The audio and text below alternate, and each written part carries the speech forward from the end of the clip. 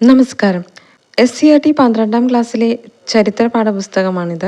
3ാം ഭാഗത്തിലുള്ള ഒരു ചാപ്റ്ററാണ് മഹാത്മാഗാന്ധിയും ദേശീയവാദ പ്രസ്ഥാനവും, സിവിൽ നിയമലംഘനവും അതിനപ്പുറവും. മഹാത്മാഗാന്ധിയുടെ ജീവിതത്തെക്കുറിച്ച് പറയുന്നൊരു ചാപ്റ്ററാണിത്. 1915 മുതൽ 1948 വരെയുള്ള നിർണായക കാലയളവിലെ ഗാന്ധിജിയുടെ ഇന്ത്യയിലെ പ്രധാന പ്രവർത്തനങ്ങളാണ് ഈ അധ്യായം വിശകലനം ചെയ്യുന്നത് എന്നിവിടെ പറയുന്നുണ്ട്. അപ്പോൾ 1915 മുതൽ 1948 വരെയുള്ള ഗാന്ധിജിയുടെ ജീവിതം PSC സിലബസിലുള്ളതാണ്. അപ്പോൾ നമുക്ക് വീഡിയോയിലേക്ക് കടക്കാം. ഒരു നേതാവിൻ്റെ വരവറിയിപ്പ്. 2 ദശാബ്ദക്കാലത്തെ വിദേശവാസത്തിന് ശേഷം 1915 ജനുവരിയിൽ മോഹൻദാസ് കരംചന്ദ് ഗാന്ധി മാതൃരാജ്യത്ത് മടങ്ങിയെത്തി. നമുക്കെല്ലാവർക്കും അറിയാം, 1915 ജനുവരി 9 മോഹൻദാസ് കരംചന്ദ് ഗാന്ധി ഇന്ത്യയിൽ മടങ്ങിയെത്തിയത്. അതുകൊണ്ട് തന്നെയാണ് ജനുവരി 9 നമ്മൾ പ്രവാസി ഭാരതീയ ദിവസമായിട്ട് ആചരിക്കുന്നത്. ഈ കാലയളവിൻ്റെ കൂടുതൽ ഭാഗവും താൻ അഭിഭാഷകനായെത്തിയ ദക്ഷിണാഫ്രിക്കയിൽ ചെലവഴിക്കുകയും കാലാന്തരത്തിൽ ആ പ്രദേശത്തെ ഇന്ത്യൻ സമൂഹത്തിൻ്റെ നേതാവായി മാറുകയും ചെയ്തിരുന്നു. ചരിത്രകാരനായ ചന്ദ്രൻ ദേവനേശൻ രേഖപ്പെടുത്തിയതുപോലെ ആ മഹാത്മാവിനെ രൂപപ്പെടുത്തിയത് ദക്ഷിണാഫ്രിക്കയാണ്. ദക്ഷിണാഫ്രിക്കയിൽ വെച്ചാണ് മഹാത്മാഗാന്ധി തൻ്റെ സവിശേഷമായ സത്യാഗ്രഹം എന്ന അക്രമരഹിത സമരമുറ രൂപപ്പെടുത്തിയതും ആദ്യമായി വ്യത്യസ്ത മതങ്ങൾ തമ്മിലുള്ള ഒത്തൊരുമയ്ക്ക് പ്രോത്സാഹനം നൽകിയതും ഉയർന്ന ജാതിക്കാരായ ഇന്ത്യക്കാർക്ക് അവർ താഴ്ന്ന ജാതിക്കാരോടും സ്ത്രീകളോടും കാണിക്കുന്ന വിവേചനത്തെക്കുറിച്ച് മുന്നറിയിപ്പ് നൽകിയതും. മഹാത്മാഗാന്ധി 1915 മടങ്ങിയെത്തുമ്പോഴുള്ള ഇന്ത്യയുടെ അവസ്ഥ 1893 അദ്ദേഹം വിദേശത്ത് പോകുമ്പോൾ നിലനിന്നിരുന്നതിൽ നിന്നും വളരെ വ്യത്യസ്തമായിരുന്നു. അപ്പോഴും ബ്രിട്ടീഷുകാരുടെ കോളനി തന്നെയായിരുന്നുവെങ്കിലും രാഷ്ട്രീയമായി ഇന്ത്യ മുമ്പത്തേക്കാൾ സജീവമായിരുന്നു. ഈ സമയം ഇന്ത്യയിലെ മിക്ക നഗരങ്ങളിലും പട്ടണങ്ങളിലും ഇന്ത്യൻ നാഷണൽ കോൺഗ്രസിന് ശാഖകൾ ഉണ്ടായിരുന്നു. 1905-7 സ്ഥാപിച്ച സ്വദേശി പ്രസ്ഥാനത്തോടെ മധ്യവർഗക്കാരുടെ ഇടയിലേക്കും ഇത് സ്വാധീനം വളരെയധികം വ്യാപിപ്പിച്ചിരുന്നു. ആ പ്രസ്ഥാനം നെടുന്തൂണുകളായി ചില നേതാക്കന്മാരെ മുൻനിരയിലേക്ക് കൊണ്ടുവന്നിരുന്നു. മഹാരാഷ്ട്രയിൽ നിന്നുള്ള ബാലഗംഗാധര തിലകനും ബംഗാളിൽ നിന്നുമുള്ള ബിപിൻ ചന്ദ്രപാലും പഞ്ചാബിൽ നിന്നുള്ള ലാലാ ലജ്പത് റായിയുമായിരുന്നു അവരിൽ പ്രധാനികൾ. ഈ 3 പേർ ലാൽ, ബാൽ, പാൽ എന്നറിയപ്പെട്ടു. ഇവർ ഓരോരുത്തരുടെയും ജന്മസ്ഥലങ്ങൾ പരസ്പരം വളരെ അകലെയായിരുന്നത് കൊണ്ട് തന്നെ ഈ അനുപ്രാസം അവരുടെ പോരാട്ടത്തിൻ്റെ ദേശീയ സ്വഭാവം വിളിച്ചറിയിക്കുന്നതായിരുന്നു. അവർ സ്വദേശി പ്രസ്ഥാനത്തിൻ്റെ സ്ഥാപകരായിട്ട് കണക്കാക്കുന്നത് ബാലഗംഗാധര തിലകും ബിപിൻ ചന്ദ്രപാലും ലാലാ ലജ്പത് റായിയുമാണ് എന്ന് മനസ്സിലാക്കാം. 1905-1907 കാലഘട്ടത്തിലാണ് സ്വദേശി പ്രസ്ഥാനം രൂപീകരിക്കപ്പെട്ടത്. കോളനി ഭരണത്തിനെതിരെ തീവ്രമായ വിരോധ സമീപനം ഇവർ സ്വീകരിച്ചപ്പോൾ മൃദു സമീപനവും അനുനയ രീതിയും പിന്തുടർന്ന മിതവാദികൾ എന്നൊരു വിഭാഗവും ഇവിടെ ഉണ്ടായിരുന്നു. ഈ മിതവാദികളുടെ കൂട്ടത്തിൽ ഉൾപ്പെട്ടവരായിരുന്നു ഗാന്ധിജിയുടെ രാഷ്ട്രീയ മാർഗദർശിയായി അംഗീകരിക്കപ്പെടുന്ന ഗോപാലകൃഷ്ണ ഗോഖലെയും ഗുജറാത്തിൽ ജനിച്ച് ലണ്ടനിൽ പരിശീലനം നേടിയ അഭിഭാഷകനായ മുഹമ്മദ് അലി ജിന്നയും. ഗോഖലെയുടെ ഉപദേശപ്രകാരം ഇന്ത്യയുടെ മണ്ണിനെയും മനുഷ്യരെയും മനസ്സിലാക്കാൻ ഗാന്ധിജി 1 വർഷക്കാലം ബ്രിട്ടീഷ് ഇന്ത്യയിൽ ചുറ്റി സഞ്ചരിച്ചു. 1916 ഫെബ്രുവരിയിൽ ബനാറസ് ഹിന്ദു സർവകലാശാലയുടെ ഉദ്ഘാടന വേദിയായിരുന്നു അദ്ദേഹം ആദ്യമായി പ്രത്യക്ഷപ്പെട്ട പൊതുപരിപാടി. അപ്പോൾ ഇവിടെ ഒരു ക്വസ്റ്റ്യൻ വരാം. ഗാന്ധിജി ഇന്ത്യയിൽ ആദ്യമായി പ്രത്യക്ഷപ്പെട്ട പൊതുപരിപാടി ഏതാണ്? ബനാറസ് ഹിന്ദു സർവകലാശാലയുടെ ഉദ്ഘാടന വേദിയായിരുന്നു ഇത്. ഈ പരിപാടിയിലെ ക്ഷണിതാക്കളിൽ ബനാറസ് ഹിന്ദു സർവകലാശാലയുടെ സ്ഥാപനത്തിന് സംഭാവനകൾ നൽകിയ നാട്ടുരാജാക്കന്മാരും മനുഷ്യസ്നേഹികളും ഉണ്ടായിരുന്നു.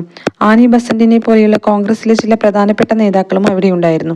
സന്നിഹിതരായിരുന്ന വിശിഷ്ട വ്യക്തികളുമായി താരതമ്യം ചെയ്യുമ്പോൾ ഗാന്ധിജി അത്രത്തോളം അറിയപ്പെടുന്നയാളായിരുന്നില്ല. ഇന്ത്യയിൽ അദ്ദേഹത്തിന്റെ നിലവിലെ പദവിയേക്കാൾ ദക്ഷിണാഫ്രിക്കയിലെ പ്രവർത്തനങ്ങളാണ് അദ്ദേഹത്തെ ഈ ചടങ്ങിലേക്ക് ക്ഷണിക്കാൻ കാരണം. സംസാരിക്കാൻ അദ്ദേഹത്തിന്റെ ഊഴമെത്തിയപ്പോൾ നിർധനരായ തൊഴിലാളി വർഗത്തിന് നേരെയുള്ള ഇന്ത്യൻ പ്രമാണി വർഗത്തിന്റെ അവഗണനയെ ഗാന്ധിജി കുറ്റപ്പെടുത്തി. ബനാറസ് ഹിന്ദു സർവകലാശാലയുടെ ഉദ്ഘാടന ചടങ്ങിനെ ഏറ്റവും ആകർഷകമായ പരിപാടിയെന്ന് അദ്ദേഹം വിശേഷിപ്പിച്ചു. പക്ഷേ ധനികരായ പ്രഭുക്കന്മാരുടെ സാന്നിധ്യവും ദശലക്ഷക്കണക്കിനുള്ള പാവപ്പെട്ടവരുടെ അസാന്നിധ്യവും തമ്മിലുള്ള അന്തരത്തിൽ അദ്ദേഹം ആശങ്ക പ്രകടിപ്പിച്ചു.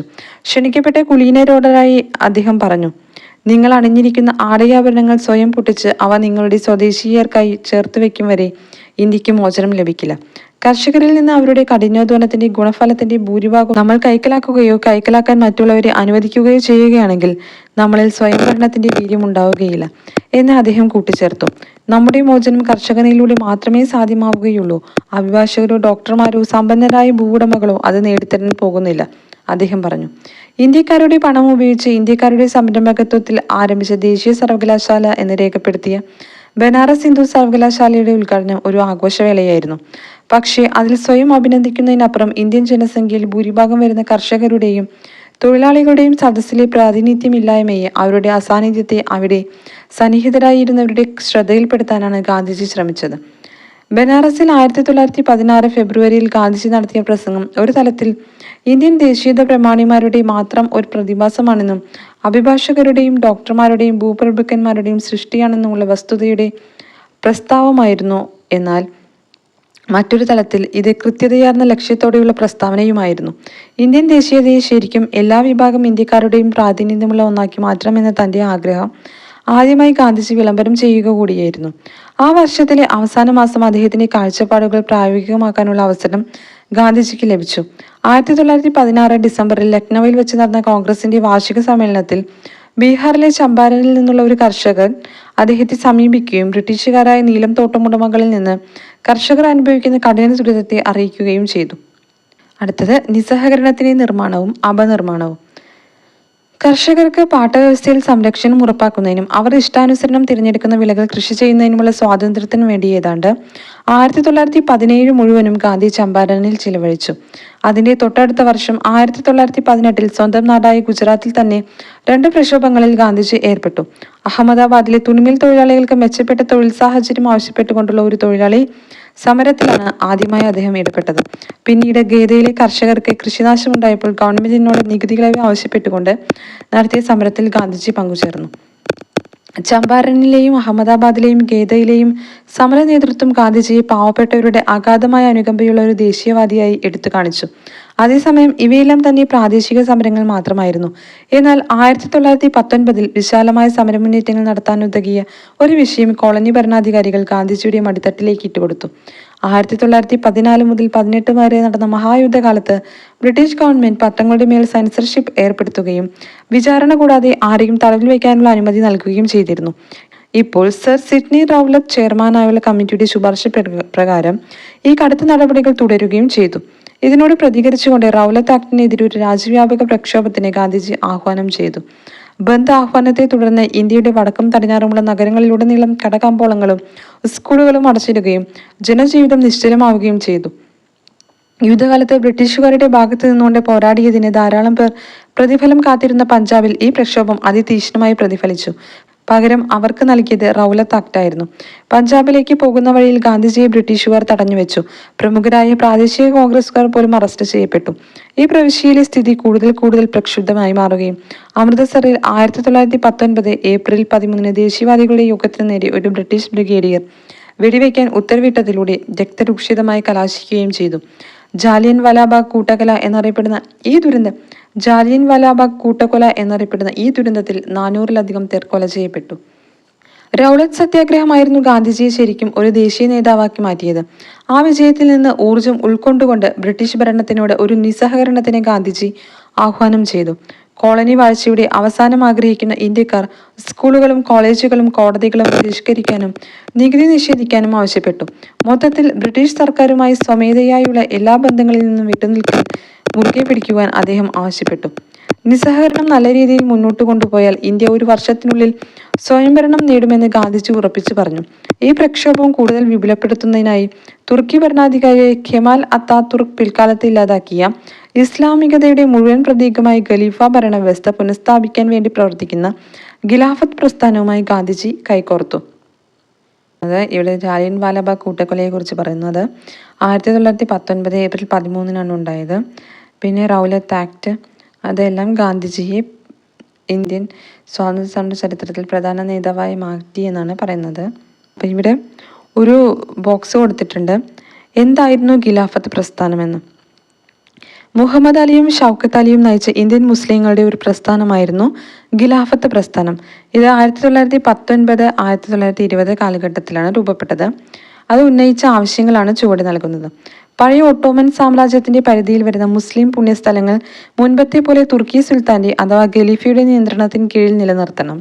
അറേബ്യ, സിറിയ, ഇറാഖ്, പാലസ്തീൻ എന്നിവ ഉൾപ്പെടുന്ന ജസീറത്ത് ഉൽ അറബ്, അറേബ്യ, സിറിയ, ഇറാഖ്, പാലസ്തീൻ എന്നിവ ഉൾപ്പെടുന്ന ജസിയത്ത് ഉൽ അറബ് നിർബന്ധമായും മുസ്ലിം പരമാധികാരത്തിന് കീഴിൽ നിൽക്കണം. ഖലീഫയ്ക്ക് ഇസ്ലാമിക വിശ്വാസം സംരക്ഷിക്കുന്നതിനാവശ്യമായ മതിയായ പ്രദേശങ്ങൾ അനുവദിക്കണം എന്നിവയായിരുന്നു അവ. കോൺഗ്രസ് ഈ പ്രസ്ഥാനത്തെ പിന്തുണയ്ക്കുകയും ഗാന്ധിജി ഇതിനെ നിസ്സഹകരണ പ്രസ്ഥാനവുമായി സംയോജിപ്പിക്കുവാൻ ആഗ്രഹിക്കുകയും ചെയ്തു. ഇനി തുടർന്ന് വായിക്കാം നമുക്ക്. നിസ്സഹകരണ പ്രസ്ഥാനത്തെ ഖിലാഫത്ത് പ്രസ്ഥാനവുമായി കൂട്ടിയിണക്കുന്നതിലൂടെ ഇന്ത്യയിലെ രണ്ട് പ്രബല മതസമൂഹങ്ങളായ ഹിന്ദുക്കളും മുസ്ലിങ്ങളും ഒന്നിച്ചു ചേർന്ന് ബ്രിട്ടീഷ് ഭരണത്തിന്റെ അന്ത്യം കുറിക്കുവാനാകുമെന്ന് ഗാന്ധിജി വിശ്വസിച്ചു. ഈ പ്രസ്ഥാനങ്ങൾ കോളനിവൽകൃത ഇന്ത്യയിൽ തീർച്ചയായും നാളിതുവരെ കാണാത്ത തരത്തിലുള്ള ആവേശ തരംഗങ്ങൾ അഴിച്ചുവിട്ടു. ഗവൺമെന്റിന്റെ നിയന്ത്രണത്തിലുള്ള സ്കൂളുകളിലും കോളേജുകളിലും വിദ്യാർത്ഥികൾ പോകാതെയായി. അഭിഭാഷകർ കോടതികളിൽ ഹാജരാകുവാൻ വിസമ്മതിച്ചു. പല നഗരങ്ങളിലും പട്ടണങ്ങളിലും തൊഴിലാളികൾ പണിമുടക്കി. ഔദ്യോഗിക കണക്കുകൾ പ്രകാരം 1921 70 ദശലക്ഷം തൊഴിൽ ദിനങ്ങൾ നഷ്ടപ്പെടുത്തിയ 6 ലക്ഷത്തോളം തൊഴിലാളികൾ പങ്കെടുത്ത 396 പണിമുടക്കുകൾ നടന്നു. ഗ്രാമപ്രദേശങ്ങളും അസംതൃപ്തിയിൽ തിളച്ചുമറിയുകയായിരുന്നു. വടക്കൻ ആന്ധ്രയിലെ ഗിരിവർഗക്കാർ വനനിയമങ്ങൾ ലംഘിച്ചു. അവധിലെ കർഷകർ നികുതികൾ നൽകിയില്ല. കുമയൂണിലെ കർഷകർ കോളനി അധികൃതരുടെ സാധനങ്ങൾ ചുമക്കാൻ വിസമ്മതിച്ചു. ചിലപ്പോഴൊക്കെ ഈ പ്രാദേശിക നേതാക്കളുടെ എതിർപ്പ് പോലും അവഗണിച്ചുകൊണ്ട് ഈ പ്രതിഷേധ പ്രക്ഷോഭങ്ങൾ മുന്നോട്ടുപോയി.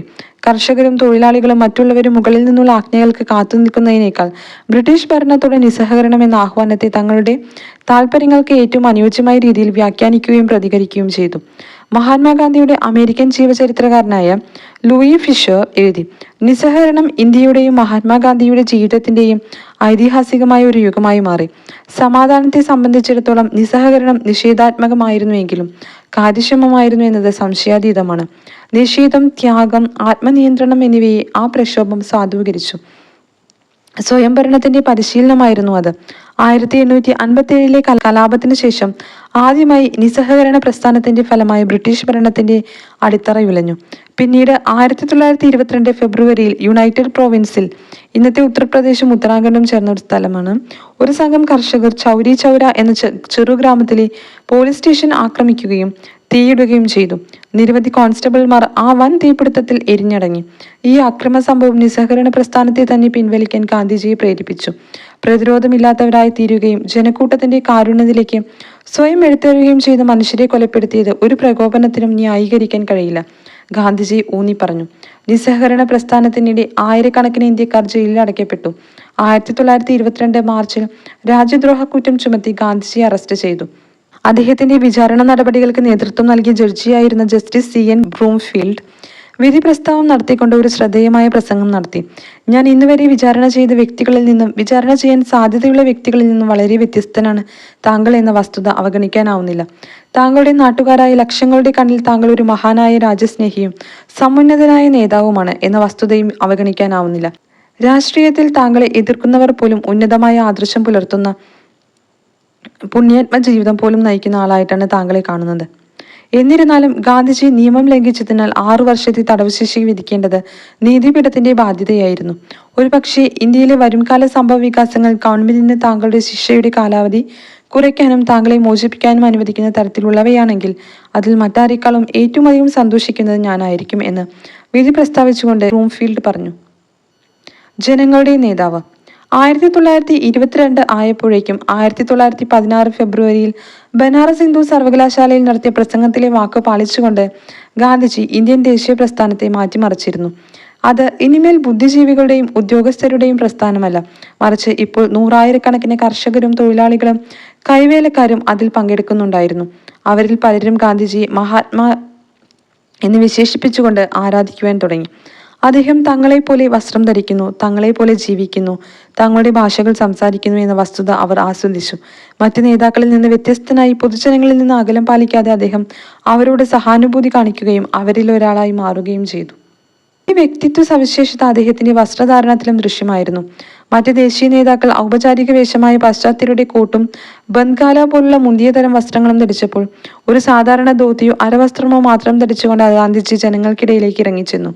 അതിനിടെ അദ്ദേഹം ഓരോ ദിവസവും നിശ്ചിത സമയം ചർക്ക ഉപയോഗിക്കുകയും മറ്റു ദേശീയ നേതാക്കന്മാരെ അതുപോലെ ചെയ്യാൻ പ്രോത്സാഹിപ്പിക്കുകയും ചെയ്തു.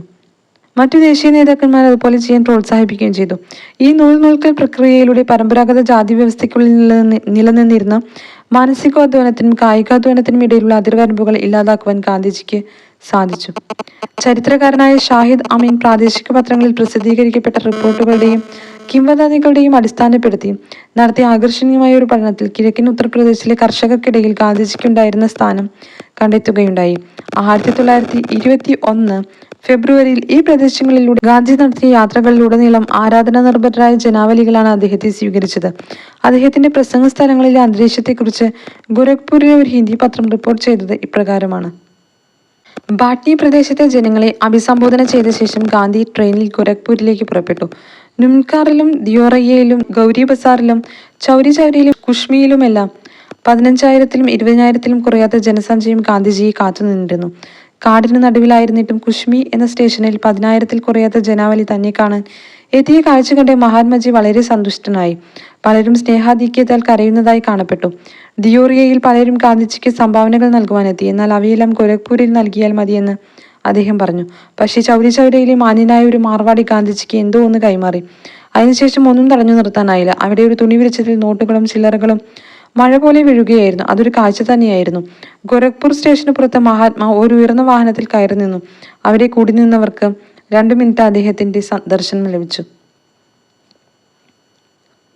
ഗാന്ധിജി പോകുന്നിടത്തെല്ലാം അദ്ദേഹത്തിന്റെ മായിക ശക്തിയെപ്പറ്റി കിംവദന്തികൾ പരന്നു. കർഷകരുടെ ദുരിതങ്ങൾ പരിഹരിക്കാൻ അദ്ദേഹത്തെ രാജാവ് അയച്ചതാണെന്നും എല്ലാ പ്രാദേശിക ഉദ്യോഗസ്ഥരെയും മറികടക്കുവാനുള്ള അധികാരം അദ്ദേഹത്തിനുണ്ടെന്നും ചിലയിടങ്ങളിൽ പ്രചരിക്കപ്പെട്ടു. മറ്റു ചില സ്ഥലങ്ങളിൽ ഇംഗ്ലീഷ് രാജാവിനേക്കാൾ മുകളിലാണ് ഗാന്ധിജിയുടെ അധികാരമെന്നും അദ്ദേഹത്തിന്റെ വരവോടെ കോളനി ഭരണാധികാരികൾ ആ ജില്ലയിൽ നിന്ന് പറക്കുമെന്നും ചിലർ അവകാശപ്പെട്ടു. അദ്ദേഹത്തെ എതിർക്കുന്നവർക്ക് കഠിനമായ ദുരനുഭവങ്ങൾ ഉണ്ടാകുമെന്ന കഥകളും പരന്നു. ഗാന്ധിജി വിമർശിച്ചവരുടെ വീടുകൾ അജ്ഞാതമായ രീതിയിൽ തകർന്നു വീണെന്നും കൃഷി നശിച്ചെന്നുമുള്ള കിംവദന്തികളും പ്രചരിച്ചു. ഗാന്ധി ബാബ എന്നും ഗാന്ധി മഹാരാജ എന്നും മഹാത്മാ എന്നും ഒക്കെ അറിയപ്പെട്ട ഗാന്ധിജി കർഷകർക്ക് ഉയർന്ന നികുതികളിൽ നിന്നും അടിച്ചമർത്തുന്ന അധികാരികളിൽ നിന്നും തങ്ങളെ മോചിപ്പിക്കുന്നവനും തങ്ങളുടെ ജീവിതത്തിന് അന്തസ്സും സ്വയംഭരണാധികാരവും വീണ്ടെടുത്തു നൽകുന്നവനുമായ രക്ഷകനായിരുന്നു. ഗാന്ധിജിയുടെ ഋഷിതുല്യമായ ജീവിത രീതിയും ചർക്ക, ധോത്തി എന്നീ ചിഹ്നങ്ങളുടെ കൃത്യമായ ഉപയോഗവും പാവപ്പെട്ടവർക്കിടയിൽ, പ്രത്യേകിച്ച് കർഷകർക്കിടയിൽ അദ്ദേഹത്തിനുള്ള മതിപ്പ് വർദ്ധിപ്പിച്ചു. മഹാത്മാഗാന്ധി ജാതി കൊണ്ട് വ്യാപാരിയും ഉദ്യോഗം കൊണ്ട് അഭിഭാഷകനും ആയിരുന്നു. എങ്കിലും അദ്ദേഹത്തിന്റെ ലളിതമായ ജീവിത രീതിയും സ്വയം കൈത്തൊഴിൽ ചെയ്യുവാനുള്ള അദ്ദേഹത്തിന്റെ താല്പര്യവും പാവപ്പെട്ട തൊഴിലാളികളുമായി താതാത്മ്യം പ്രാപിക്കുവാൻ അദ്ദേഹത്തെ സഹായിക്കുകയും തിരികെ അദ്ദേഹത്തോട് താതാത്മ്യം പ്രാപിക്കുവാൻ അവരെ പ്രാപ്തരാക്കുകയും ചെയ്തു. മറ്റ് രാഷ്ട്രീയ നേതാക്കൾ അവരോട് അങ്ങോട്ട് സംസാരിച്ചപ്പോൾ അതിൽ നിന്ന് വ്യത്യസ്തനായി ഗാന്ധിജി അവരെ മനസ്സിലാക്കുവാനും അവരുടെ ജീവിതങ്ങളുമായി ഇഴുകിച്ചേരുവാനുമാണ് ശ്രമിച്ചത്. ചർക്കയോടൊത്തുള്ള മഹാത്മാഗാന്ധി എന്ന ചിത്രമാണ് ഇന്ത്യൻ ദേശീയതയുടെ ശാശ്വത പ്രതിബിംബമായി മാറിയ ഒരു ചിത്രമാണിത്. 1921 ഒരു ദക്ഷിണേന്ത്യ പര്യടന വേളയിൽ താൻ ദരിദ്ര ജനതയുടെ ഒപ്പമാണെന്ന് സ്ഥാപിക്കുന്നതിനായി ഗാന്ധിജി തലമുണ്ടനം ചെയ്യുകയും ഒരു അരവസ്ത്രം മാത്രം ധരിക്കാൻ ആരംഭിക്കുകയും ചെയ്തു. ആധുനിക ലോകത്തിന്റെ ഉപഭോക്തൃ സംസ്കാരത്തോടുള്ള നിഷേധത്തിന്റെ പ്രതീകാത്മക ഗുണങ്ങളായ കഠിനവ്രതത്തിന്റെയും ഇന്ദ്രിയ നിഗ്രഹത്തിന്റെയും ആഘോഷമായ ഇദ്ദേഹത്തിന്റെ ഈ പുതിയ വേഷം. ചർക്ക. യന്ത്രങ്ങൾ മനുഷ്യനെ അടിമകളാക്കുകയും തൊഴിലില്ലാതാക്കുകയും ചെയ്യുന്ന ആധുനിക യുഗത്തിന്റെ ശക്തനായ വിമർശകനായിരുന്നു മഹാത്മാഗാന്ധി. യന്ത്രങ്ങളെയും സാങ്കേതിക വിദ്യയെയും മഹത്വവൽക്കരിക്കാത്ത മനുഷ്യ സമൂഹത്തിന്റെ പ്രതീകമായാണ് അദ്ദേഹം ചർക്കയെ കണ്ടത്. കൂടാതെ പാവപ്പെട്ടവർക്ക് ചെറിയൊരു അധിക വരുമാനവും സ്വയം പര്യാപ്തതയും നേടിക്കൊടുക്കുന്ന ഒന്നായിരുന്നു നൂൽപിരിക്കൽ യന്ത്രം. അപ്പാടെ യന്ത്രങ്ങൾക്ക് പിന്നാലെ പോകുന്നതിനെയാണ് ഞാൻ എതിർക്കുന്നത്. ജോലിഭാരം കുറയ്ക്കാനുള്ള യന്ത്രങ്ങൾക്ക് പിന്നാലെയാണ് ഈ പരക്കം പാച്ചിൽ. ആയിരങ്ങൾ തൊഴിൽ രഹിതരായി പട്ടിണി കിടന്ന് മരിക്കാൻ തെരുവോരങ്ങളിലേക്ക് എറിയപ്പെടുന്നത് വരെയും ആളുകൾ ജോലിഭാരം കുറയ്ക്കുന്നതിന് പിന്നാലെ പാഞ്ഞുകൊണ്ടിരിക്കുന്നു. ഞാൻ സമയവും ജോലിയും ലാഭിക്കാൻ ആഗ്രഹിക്കുന്നു. മനുഷ്യരാശിയിലെ ഒരു വിഭാഗത്തിന് വേണ്ടിയല്ല, എല്ലാവർക്കും വേണ്ടി ഞാൻ സ്വത്ത് കേന്ദ്രീകരണം ആഗ്രഹിക്കുന്നു. ഏതാനും ചിലരുടെ കൈകളിലല്ല, എല്ലാവരുടെയും കൈകളിൽ. Young India 13 November 1900. യന്ത്രങ്ങളെ ഒന്നാകെ ഇല്ലാതാക്കാനല്ല, അതിൻ്റെ ഉപയോഗം ക്രമീകരിക്കാനും ത്വരിത വ്യാപനത്തെ ചെറുക്കാനുമാണ് ഗദർ ശ്രമിക്കുന്നത്. അത് ഏറ്റവും ദരിദ്രരായവരുടെ സേവനത്തിനായി അവരുടെ സ്വന്തം കുടിലുകളിൽ യന്ത്രത്തെ ഉപയോഗിക്കുന്നു.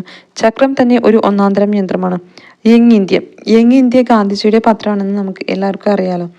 അതിലടിച്ചു വച്ചിരുന്ന ഗാന്ധിജിയുടെ കുറച്ച് വാക്കുകളാണ് ഇവിടെ കൊടുത്തിരിക്കുന്നത് ചർക്കയെക്കുറിച്ച്. സോ അടുത്തത് ഒരു ബോക്സ് ഉണ്ട് ഇവിടെ. അത്ഭുതകരവും അവിശ്വസനീയവും. അക്കാലത്ത് പ്രചരിച്ചിരുന്ന നിരവധി കിംവദന്തികൾ യുണൈറ്റഡ് പ്രൊവിൻസസിലെ പ്രാദേശിക ദിനപത്രങ്ങളിൽ രേഖപ്പെടുത്തിയിട്ടുണ്ട്. മഹാത്മാഗാന്ധിയുടെ മായിക ശക്തി പരീക്ഷിക്കാൻ ശ്രമിച്ചവരൊക്കെയും അത്ഭുതപ്പെട്ടുപോയി എന്ന കിംവദന്തികൾ പ്രചരിച്ചിരുന്നു. ബസ്തിയിലെ ഒരു ഗ്രാമത്തിലെ സിക്കന്ദർ സാഹു എന്നയാൾ തന്റെ കാർഖാനയിൽ ശർക്കര ഉത്പാദിപ്പിക്കുന്ന സ്ഥലമാണ് കാർഖാന. കരിമീൻചാറ് നിറച്ചു വെച്ചിരിക്കുന്ന കാര തിളപ്പിക്കുന്ന പാത്രം രണ്ടായി പിളരുമെങ്കിൽ താൻ മഹാത്മാജിയിൽ വിശ്വസിക്കുമെന്ന് ഫെബ്രുവരി 15 പറഞ്ഞു. ഉടൻ തന്നെ സത്യമായും ആ കാര നെടുകെ രണ്ടായി പിളർന്നു. താൻ മഹാത്മാജിയുടെ അധികാരികതയിൽ വിശ്വസിക്കണമെങ്കിൽ തന്റെ ഗോതമ്പ് വിതച്ച തോട്ടത്തിൽ എള്ളു മുളയ്ക്കണമെന്ന് അസംഖണ്ഡിലെ ഒരു കർഷകൻ പറഞ്ഞു. അടുത്ത ദിവസം തന്നെ പാടത്തിലെ ഗോതമ്പെല്ലാം എള്ളായി മാറി എന്നും കിംവദന്തി പരന്നിരുന്നു. പിന്നെ തുടർന്ന് മഹാത്മാഗാന്ധിയെ തള്ളിപ്പറഞ്ഞവർക്ക് തീർച്ചയായും ദുരന്തങ്ങൾ നേരിടേണ്ടി വന്നതായും ചില കിംവദന്തികൾ പ്രചരിച്ചിരുന്നു. അവ എന്തെല്ലാം എന്ന് നോക്കാം. ഗോരഖ്പൂർ നഗരത്തിലെ ഒരു മാന്യൻ ചർക്കയിൽ ഇരനൊൽക്കുന്നതിന്റെ ആവശ്യകതയെ ചോദ്യം ചെയ്തു. അദ്ദേഹത്തിന്റെ വീട് അഗ്നിക്കിരയായി. 1921 ഏപ്രിലിൽ ഉത്തർപ്രദേശിലെ ഒരു ഗ്രാമത്തിൽ ചിലർ ചൂതു കളിക്കുകയായിരുന്നു. ആരോ ഒരാൾ അവരോട് കളി നിർത്താൻ പറഞ്ഞു. അതിൽ ഒരാൾ മാത്രം കളി നിർത്താൻ വിസമ്മതിക്കുകയും ഗാന്ധിജിയെ അധിക്ഷേപിക്കുകയും ചെയ്തു. അടുത്ത ദിവസം അദ്ദേഹത്തിന്റെ ആടിനെ അദ്ദേഹത്തിന്റെ തന്നെ 4 പട്ടികൾ കടിച്ചു മുറിവേൽപ്പിച്ചു. ഗോരഖ്പൂരിലെ ഒരു ഗ്രാമത്തിൽ കർഷകർ മദ്യപാനം ഉപേക്ഷിക്കാൻ പ്രതിജ്ഞയെടുത്തു. അതിലൊരാൾ ആ വാഗ്ദാനം പാലിച്ചില്ല. അയാൾ മദ്യശാലയിലേക്ക് പുറപ്പെട്ട ഉടനെ തന്നെ വഴിനീളെ ഇഷ്ടിക കഷ്ണങ്ങൾ വർഷിക്കാൻ തുടങ്ങി. എന്നാൽ അദ്ദേഹം ഗാന്ധിജിയുടെ നാമം ഉച്ചരിച്ചതോടുകൂടി അത് അവസാനിപ്പിച്ചു. Shahid Amin Gandhi as Mahatma subaltern studies movement, Oxford University Press, Delhi എന്നതിൽ നിന്ന്. ഇനി അടുത്ത് നോക്കാം. മഹാത്മാഗാന്ധിക്ക് കിട്ടിയ ബഹുജന സമ്മതി സംശയാതീതമായ യാഥാർത്ഥ്യമായിരുന്നു. ഇന്ത്യൻ രാഷ്ട്രീയത്തിൽ കീഴ്വഴക്കങ്ങൾക്ക് അതീതമായി ശ്രദ്ധാപൂർവമുള്ള സംഘടനത്തിലൂടെയാണ് ദേശീയതയുടെ അടിത്തറ വിപുലപ്പെടുത്തുന്നതിൽ അദ്ദേഹം വിജയിച്ചതെന്നുകൂടി ഉറപ്പിച്ചു പറയേണ്ടതുണ്ട്. ഇന്ത്യയുടെ വിവിധ ഭാഗങ്ങളിൽ കോൺഗ്രസിന്റെ പുതിയ ശാഖകൾ രൂപീകരിച്ചു. നാട്ടുരാജ്യങ്ങളിൽ ദേശീയബോധം പ്രോത്സാഹിപ്പിക്കാനായി പ്രജാമണ്ഡലങ്ങൾ സ്ഥാപിച്ചു. ഭരണാധികാരികളുടെ ഭാഷയായി ഇംഗ്ലീഷിന് പകരം ദേശീയതയുടെ സന്ദേശ പ്രചാരണം മാതൃഭാഷയിലാക്കാൻ അദ്ദേഹം പ്രോത്സാഹനം നൽകി. അങ്ങനെ കോൺഗ്രസിന്റെ പ്രവിശ്യ കമ്മിറ്റികൾ ബ്രിട്ടീഷുകാരുടെ കൃത്രിമ സൃഷ്ടിയായ പ്രാദേശിക അതിർത്തികളെ അവഗണിച്ചുകൊണ്ട് പ്രാദേശിക ഭാഷാടിസ്ഥാനത്തിലുള്ളവയായി തീർന്നു. ഇങ്ങനെ വ്യത്യസ്ത വഴികളിലൂടെ ദേശീയത രാജ്യത്തിന്റെ ഓരോ മുക്കിലും മൂലയിലും നാളിതുവരെ സ്പർശിക്കപ്പെടാത്ത സാമൂഹിക വിഭാഗങ്ങൾക്കിടയിൽ പോലും ചെന്നെത്തി.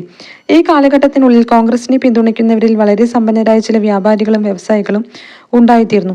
ഇന്ത്യ സ്വതന്ത്രമായ ബ്രിട്ടീഷ് സംരംഭകർ അനുഭവിച്ചുകൊണ്ടിരിക്കുന്ന ആനുകൂല്യങ്ങൾ അവസാനിക്കുമെന്ന് ഇന്ത്യൻ സംരംഭകർ വളരെ പെട്ടെന്ന് മനസ്സിലാക്കി. ഇവരിൽ GD ബിർളയെ പോലുള്ള സംരംഭകർ ദേശീയ പ്രസ്ഥാനത്തെ പരസ്യമായി പിന്താങ്ങി. മറ്റു ചിലർ പരോക്ഷമായും. അങ്ങനെ പാവപ്പെട്ട കർഷകരെ പോലെ ധനികരായ വ്യവസായികളും ഗാന്ധിജിയുടെ ആരാധകരായി. പക്ഷേ കർഷകർ ഗാന്ധിജിയെ പിന്തുടർന്നതിന്റെ കാരണങ്ങൾ വ്യവസായികളുടേതിൽ നിന്നും വിഭിന്നമായിരുന്നു. ഗാന്ധിയൻ ദേശീയത എന്ന് നമുക്ക് വിളിക്കാവുന്ന പ്രതിഭാസത്തിന്റെ വളർച്ച മഹാത്മാഗാന്ധിയുടെ പ്രധാന പങ്കിനോടൊപ്പം അദ്ദേഹത്തിന്റെ അനുയായികളുടെ പങ്കിനെയും വലിയൊരളവ് വരെ ആശ്രയിച്ചിരുന്നു. 1917 1922 മധ്യേ വളരെ പ്രതിഭാശാലികളായ നിരവധി ഇന്ത്യക്കാർ ഗാന്ധിജിയോടൊപ്പം ചേർന്ന് പ്രവർത്തിച്ചു. മഹാദേവ് ദേശായി, വല്ലഭായ് പട്ടേൽ, JB കൃപലാനി, സുഭാഷ് ചന്ദ്രബോസ്, അബ്ദുൽ കലാം ആസാദ്, ജവഹർലാൽ നെഹ്റു, സരോജിനി നായിഡു, ഗോവിന്ദ് വല്ലഭ് പന്ത്, C രാജഗോപാലാചാരി എന്നിവർ അവരിൽ പ്രമുഖരായിരുന്നു. പ്രധാനമായും ഗാന്ധിജിയുടെ ഈ അടുത്ത സഹചാരികൾ ഇന്ത്യയുടെ വിവിധ ഭാഗങ്ങളിൽ നിന്നും വിവിധ മതപാരമ്പര്യങ്ങളിൽ നിന്നും വന്നവരായിരുന്നു. അവർ അസംഖ്യം ഇന്ത്യക്കാരെ കോൺഗ്രസിൽ അംഗമാകുവാനും അതുമായി ചേർന്ന് പ്രവർത്തിക്കുവാനും പ്രചോദിപ്പിച്ചു. 1924 ഫെബ്രുവരിയിൽ മഹാത്മാഗാന്ധി ജയിൽ മോചിതനാവുകയും തുടർന്ന് വീടുകളിൽ ഉണ്ടാക്കുന്ന വസ്ത്രങ്ങളുടെ പ്രചാരണത്തിലും അയത്തോച്ചാടന പ്രവർത്തനങ്ങളിലും ശ്രദ്ധ കേന്ദ്രീകരിക്കാൻ തീരുമാനിക്കുകയും ചെയ്തു. കാരണം ഒരു രാഷ്ട്രീയക്കാരൻ എന്നതുപോലെ തന്നെ ഗാന്ധിജി ഒരു സാമൂഹിക പരിഷ്കർത്താവും കൂടി ആയിരുന്നു. സ്വാതന്ത്ര്യത്തിന് അർഹതയുണ്ടാവണമെങ്കിൽ ഇന്ത്യക്കാർ സാമൂഹ്യ തിന്മകളായ ശൈശവ വിവാഹത്തെയും തൊട്ടുകൂടായ്മയെയും പോലുള്ളവയെ ദൂരീകരിക്കണമെന്ന് അദ്ദേഹം വിശ്വസിച്ചു. ഒരു വിശ്വാസത്തിൽപ്പെട്ട ഇന്ത്യക്കാർ ഇതര വിശ്വാസികളായ ഇന്ത്യക്കാരോട് തികഞ്ഞ സഹിഷ്ണുത മനോഭാവം പുലർത്തണമെന്ന് അദ്ദേഹം ആഗ്രഹിച്ചു. അതിനാൽ തന്നെ ഹിന്ദു മുസ്ലിം ഐക്യത്തിന് അദ്ദേഹം ഊന്നൽ നൽകി. അതേസമയം സാമ്പത്തിക കാര്യങ്ങളിൽ ഇന്ത്യക്കാർ സ്വാശ്രയത്വം നേടാൻ പഠിക്കണമെന്ന് അദ്ദേഹം നിർദ്ദേശിച്ചു. അതുകൊണ്ടാണ് വിദേശത്തു നിന്ന് ഇറക്കുമതി ചെയ്ത മില്ലുകളിൽ ഉൽപ്പാദിപ്പിച്ച വസ്ത്രങ്ങൾക്ക് പകരം ഖാദി ധരിക്കുന്നതിന്റെ പ്രാധാന്യത്തിന് അദ്ദേഹം ഊന്നൽ നൽകിയത്. ഇവിടെ തുടർന്നിട്ട് ചർക്കയോടൊത്തുള്ള മഹാത്മാഗാന്ധി എന്ന ചിത്രമാണ് ഇന്ത്യൻ ദേശീയതയുടെ ശാശ്വത പ്രതിബിംബമായി മാറിയ ഒരു ചിത്രമാണിത്. 1921 ഒരു ദക്ഷിണേന്ത്യ പര്യടന വേളയിൽ താൻ ദരിദ്ര ജനതയോടൊപ്പമാണെന്ന് സ്ഥാപിക്കുന്നതിനായി ഗാന്ധിജി തലമുണ്ടനം ചെയ്യുകയും ഒരു അരവസ്ത്രം മാത്രം ധരിക്കാൻ ആരംഭിക്കുകയും ചെയ്തു. ആധുനിക ലോകത്തിന്റെ ഉപഭോക്തൃ സംസ്കാരത്തോടുള്ള നിഷേധത്തിന്റെ പ്രതീകാത്മക ഗുണങ്ങളായ കഠിനവ്രതത്തിന്റെയും ഇന്ദ്രിയ നിഗ്രഹത്തിന്റെയും ആഘോഷമായ ഇദ്ദേഹത്തിന്റെ ഈ പുതിയ വേഷം. ചർക്ക. യന്ത്രങ്ങൾ മനുഷ്യനെ അടിമകളാക്കുകയും തൊഴിലില്ലാതാക്കുകയും ചെയ്യുന്ന ആധുനിക യുഗത്തിന്റെ ശക്തനായ വിമർശകനായിരുന്നു മഹാത്മാഗാന്ധി. യന്ത്രങ്ങളെയും സാങ്കേതിക വിദ്യയെയും മഹത്വവൽക്കരിക്കാത്ത മനുഷ്യ സമൂഹത്തിന്റെ പ്രതീകമായാണ് അദ്ദേഹം ചർക്കയെ കണ്ടത്. കൂടാതെ പാവപ്പെട്ടവർക്ക് ചെറിയൊരു അധിക വരുമാനവും സ്വയം പര്യാപ്തതയും നേടിക്കൊടുക്കുന്ന ഒന്നായിരുന്നു നൂൽപിരിക്കൽ യന്ത്രം. അപ്പാടെ യന്ത്രങ്ങൾക്ക് പിന്നാലെ പോകുന്നതിനെയാണ് ഞാൻ എതിർക്കുന്നത്. ജോലിഭാരം കുറയ്ക്കാനുള്ള യന്ത്രങ്ങൾക്ക് പിന്നാലെയാണ് ഈ പരക്കം പാച്ചിൽ. ആയിരങ്ങൾ തൊഴിൽ രഹിതരായി പട്ടിണി കിടന്ന് മരിക്കാൻ തെരുവോരങ്ങളിലേക്ക് എറിയപ്പെടുന്നത് വരെയും ആളുകൾ ജോലിഭാരം കുറയ്ക്കുന്നതിന് പിന്നാലെ പാഞ്ഞുകൊണ്ടിരിക്കുന്നു. ഞാൻ സമയവും ജോലിയും ലാഭിക്കാൻ ആഗ്രഹിക്കുന്നു. മനുഷ്യരാശിയിൽ ഒരു വിഭാഗത്തിന് വേണ്ടിയല്ല, എല്ലാവർക്കും വേണ്ടി ഞാൻ സ്വത്ത് കേന്ദ്രീകരണം ആഗ്രഹിക്കുന്നു. ഏതാനും ചിലരുടെ കൈകളിലല്ല, എല്ലാവരുടെയും കൈകളിൽ. യങ് ഇന്ത്യ 13 നവംബർ നടത്തുള്ളത്. യന്ത്രങ്ങളെ ഒന്നാകെ ഇല്ലാതാക്കാനല്ല, അതിൻ്റെ ഉപയോഗം ക്രമീകരിക്കാനും ത്വരിത വ്യാപനത്തെ ചെറുക്കാനുമാണ് ഗദർ ശ്രമിക്കുന്നത്. അത് ഏറ്റവും ദരിദ്രരായവരുടെ സേവനത്തിനായി അവരുടെ സ്വന്തം കുടിലുകളിൽ യന്ത്രത്തെ ഉപയോഗിക്കുന്നു. ചക്രം തന്നെ ഒരു ഒന്നാന്തരം യന്ത്രമാണ്. യങ് ഇന്ത്യ ഗാന്ധിജിയുടെ പത്രമാണെന്ന് നമുക്ക് എല്ലാവർക്കും അറിയാലോ. അതിലടിച്ചു വച്ചിരുന്ന ഗാന്ധിജിയുടെ കുറച്ച് വാക്കുകളാണ് ഇവിടെ കൊടുത്തിരിക്കുന്നത് ചർക്കയെക്കുറിച്ച്. സോ അടുത്തത് ഒരു ബോക്സ് ഉണ്ട് ഇവിടെ. അത്ഭുതകരവും അവിശ്വസനീയവും. അക്കാലത്ത് പ്രചരിച്ചിരുന്ന നിരവധി കിംവദന്തികൾ യുണൈറ്റഡ് പ്രൊവിൻസസിലെ പ്രാദേശിക ദിനപത്രങ്ങളിൽ രേഖപ്പെടുത്തിയിട്ടുണ്ട്. മഹാത്മാഗാന്ധിയുടെ മായിക ശക്തി പരീക്ഷിക്കാൻ ശ്രമിച്ചവരൊക്കെയും അത്ഭുതപ്പെട്ടുപോയി എന്ന കിംവദന്തികൾ പ്രചരിച്ചിരുന്നു. ബസ്തിയിലെ ഒരു ഗ്രാമത്തിലെ സിക്കന്ദർ സാഹു എന്നയാൾ തന്റെ കാർഖാനയിലെ ഉത്പാദിപ്പിക്കുന്ന സ്ഥലമാണ് കാർഖാന. കരിമീൻചാറ് നിറച്ചു വെച്ചിരിക്കുന്ന കാര തിളപ്പിക്കുന്ന പാത്രം 2 പിളരുമെങ്കിൽ താൻ മഹാത്മാജിയിൽ വിശ്വസിക്കുമെന്ന് ഫെബ്രുവരി 15 പറഞ്ഞു. ഉടൻ തന്നെ സത്യമായും ആ കാര നെടുകെ 2 പിളർന്നു.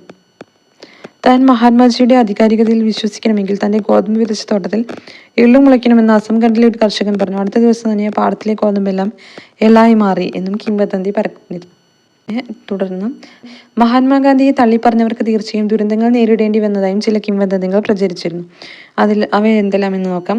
ഗോരഖ്പൂർ നഗരത്തിലെ ഒരു മാന്യൻ ചർക്കയിൽ ഇരനൊൽക്കുന്നതിന്റെ ആവശ്യകതയെ ചോദ്യം ചെയ്തു. അദ്ദേഹത്തിന്റെ വീട് അഗ്നിക്കിരയായി. 1921 ഏപ്രിലിൽ ഉത്തർപ്രദേശിലെ ഒരു ഗ്രാമത്തിൽ ചിലർ ചൂതു കളിക്കുകയായിരുന്നു. ആരോ ഒരാൾ അവരോട് കളി നിർത്താൻ പറഞ്ഞു. അതിൽ ഒരാൾ മാത്രം കളി നിർത്താൻ വിസമ്മതിക്കുകയും ഗാന്ധിജിയെ അധിക്ഷേപിക്കുകയും ചെയ്തു. അടുത്ത ദിവസം അദ്ദേഹത്തിന്റെ ആടിനെ അദ്ദേഹത്തിന്റെ തന്നെ 4 പട്ടികൾ കടിച്ച് മുറിവേൽപ്പിച്ചു. ഗോരഖ്പൂരിലെ ഒരു ഗ്രാമത്തിൽ കർഷകർ മദ്യപാനം ഉപേക്ഷിക്കാൻ പ്രതിജ്ഞയെടുത്തു. അതിലൊരാൾ ആ വാഗ്ദാനം പാലിച്ചില്ല. അയാൾ മദ്യശാലയിലേക്ക് പുറപ്പെട്ട ഉടനെ തന്നെ വഴിനീളെ ഇഷ്ടിക കഷ്ണങ്ങൾ വർഷിക്കാൻ തുടങ്ങി. എന്നാൽ അദ്ദേഹം ഗാന്ധിജിയുടെ നാമം ഉച്ചരിച്ചതോടുകൂടി അത് അവസാനിപ്പിച്ചു. Shahid Amin Gandhi as Mahatma subaltern studies movement, Oxford University Press, Delhi എന്നതിൽ നിന്ന്.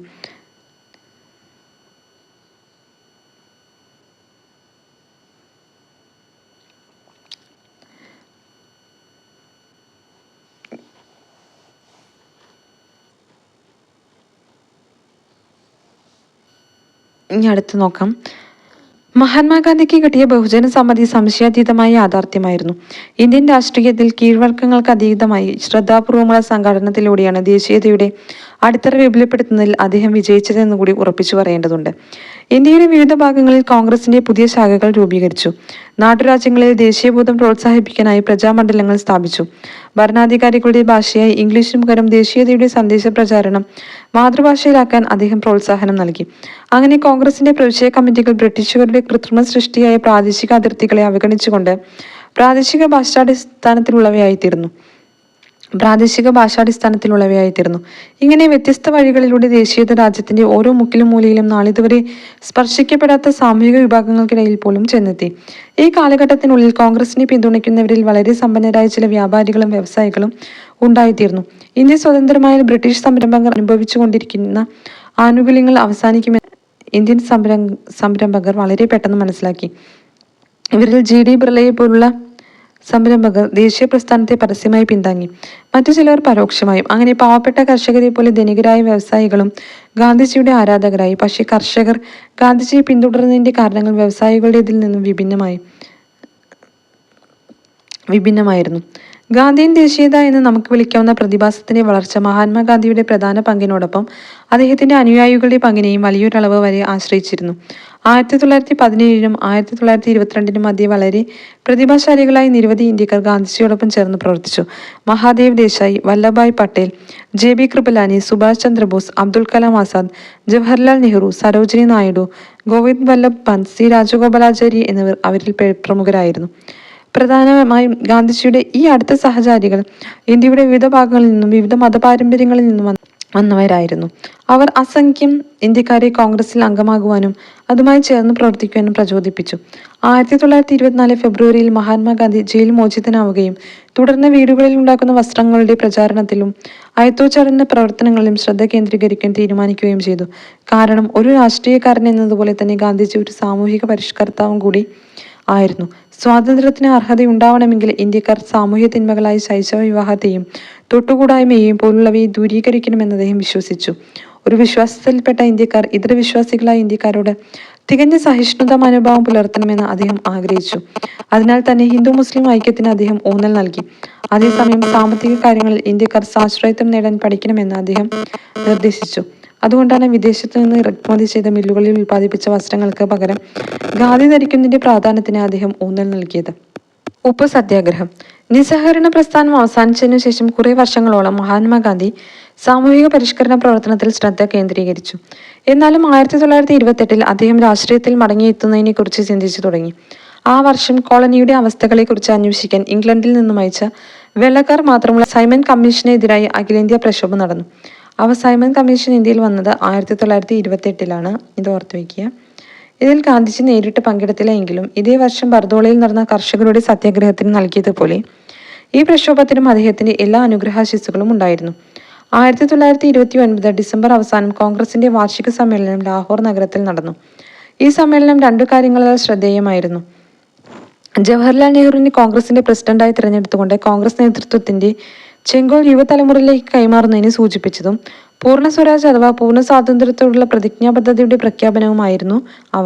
ഇതോടെ ഇന്ത്യൻ രാഷ്ട്രീയത്തിന് വീണ്ടും ആക്കം കൂടി.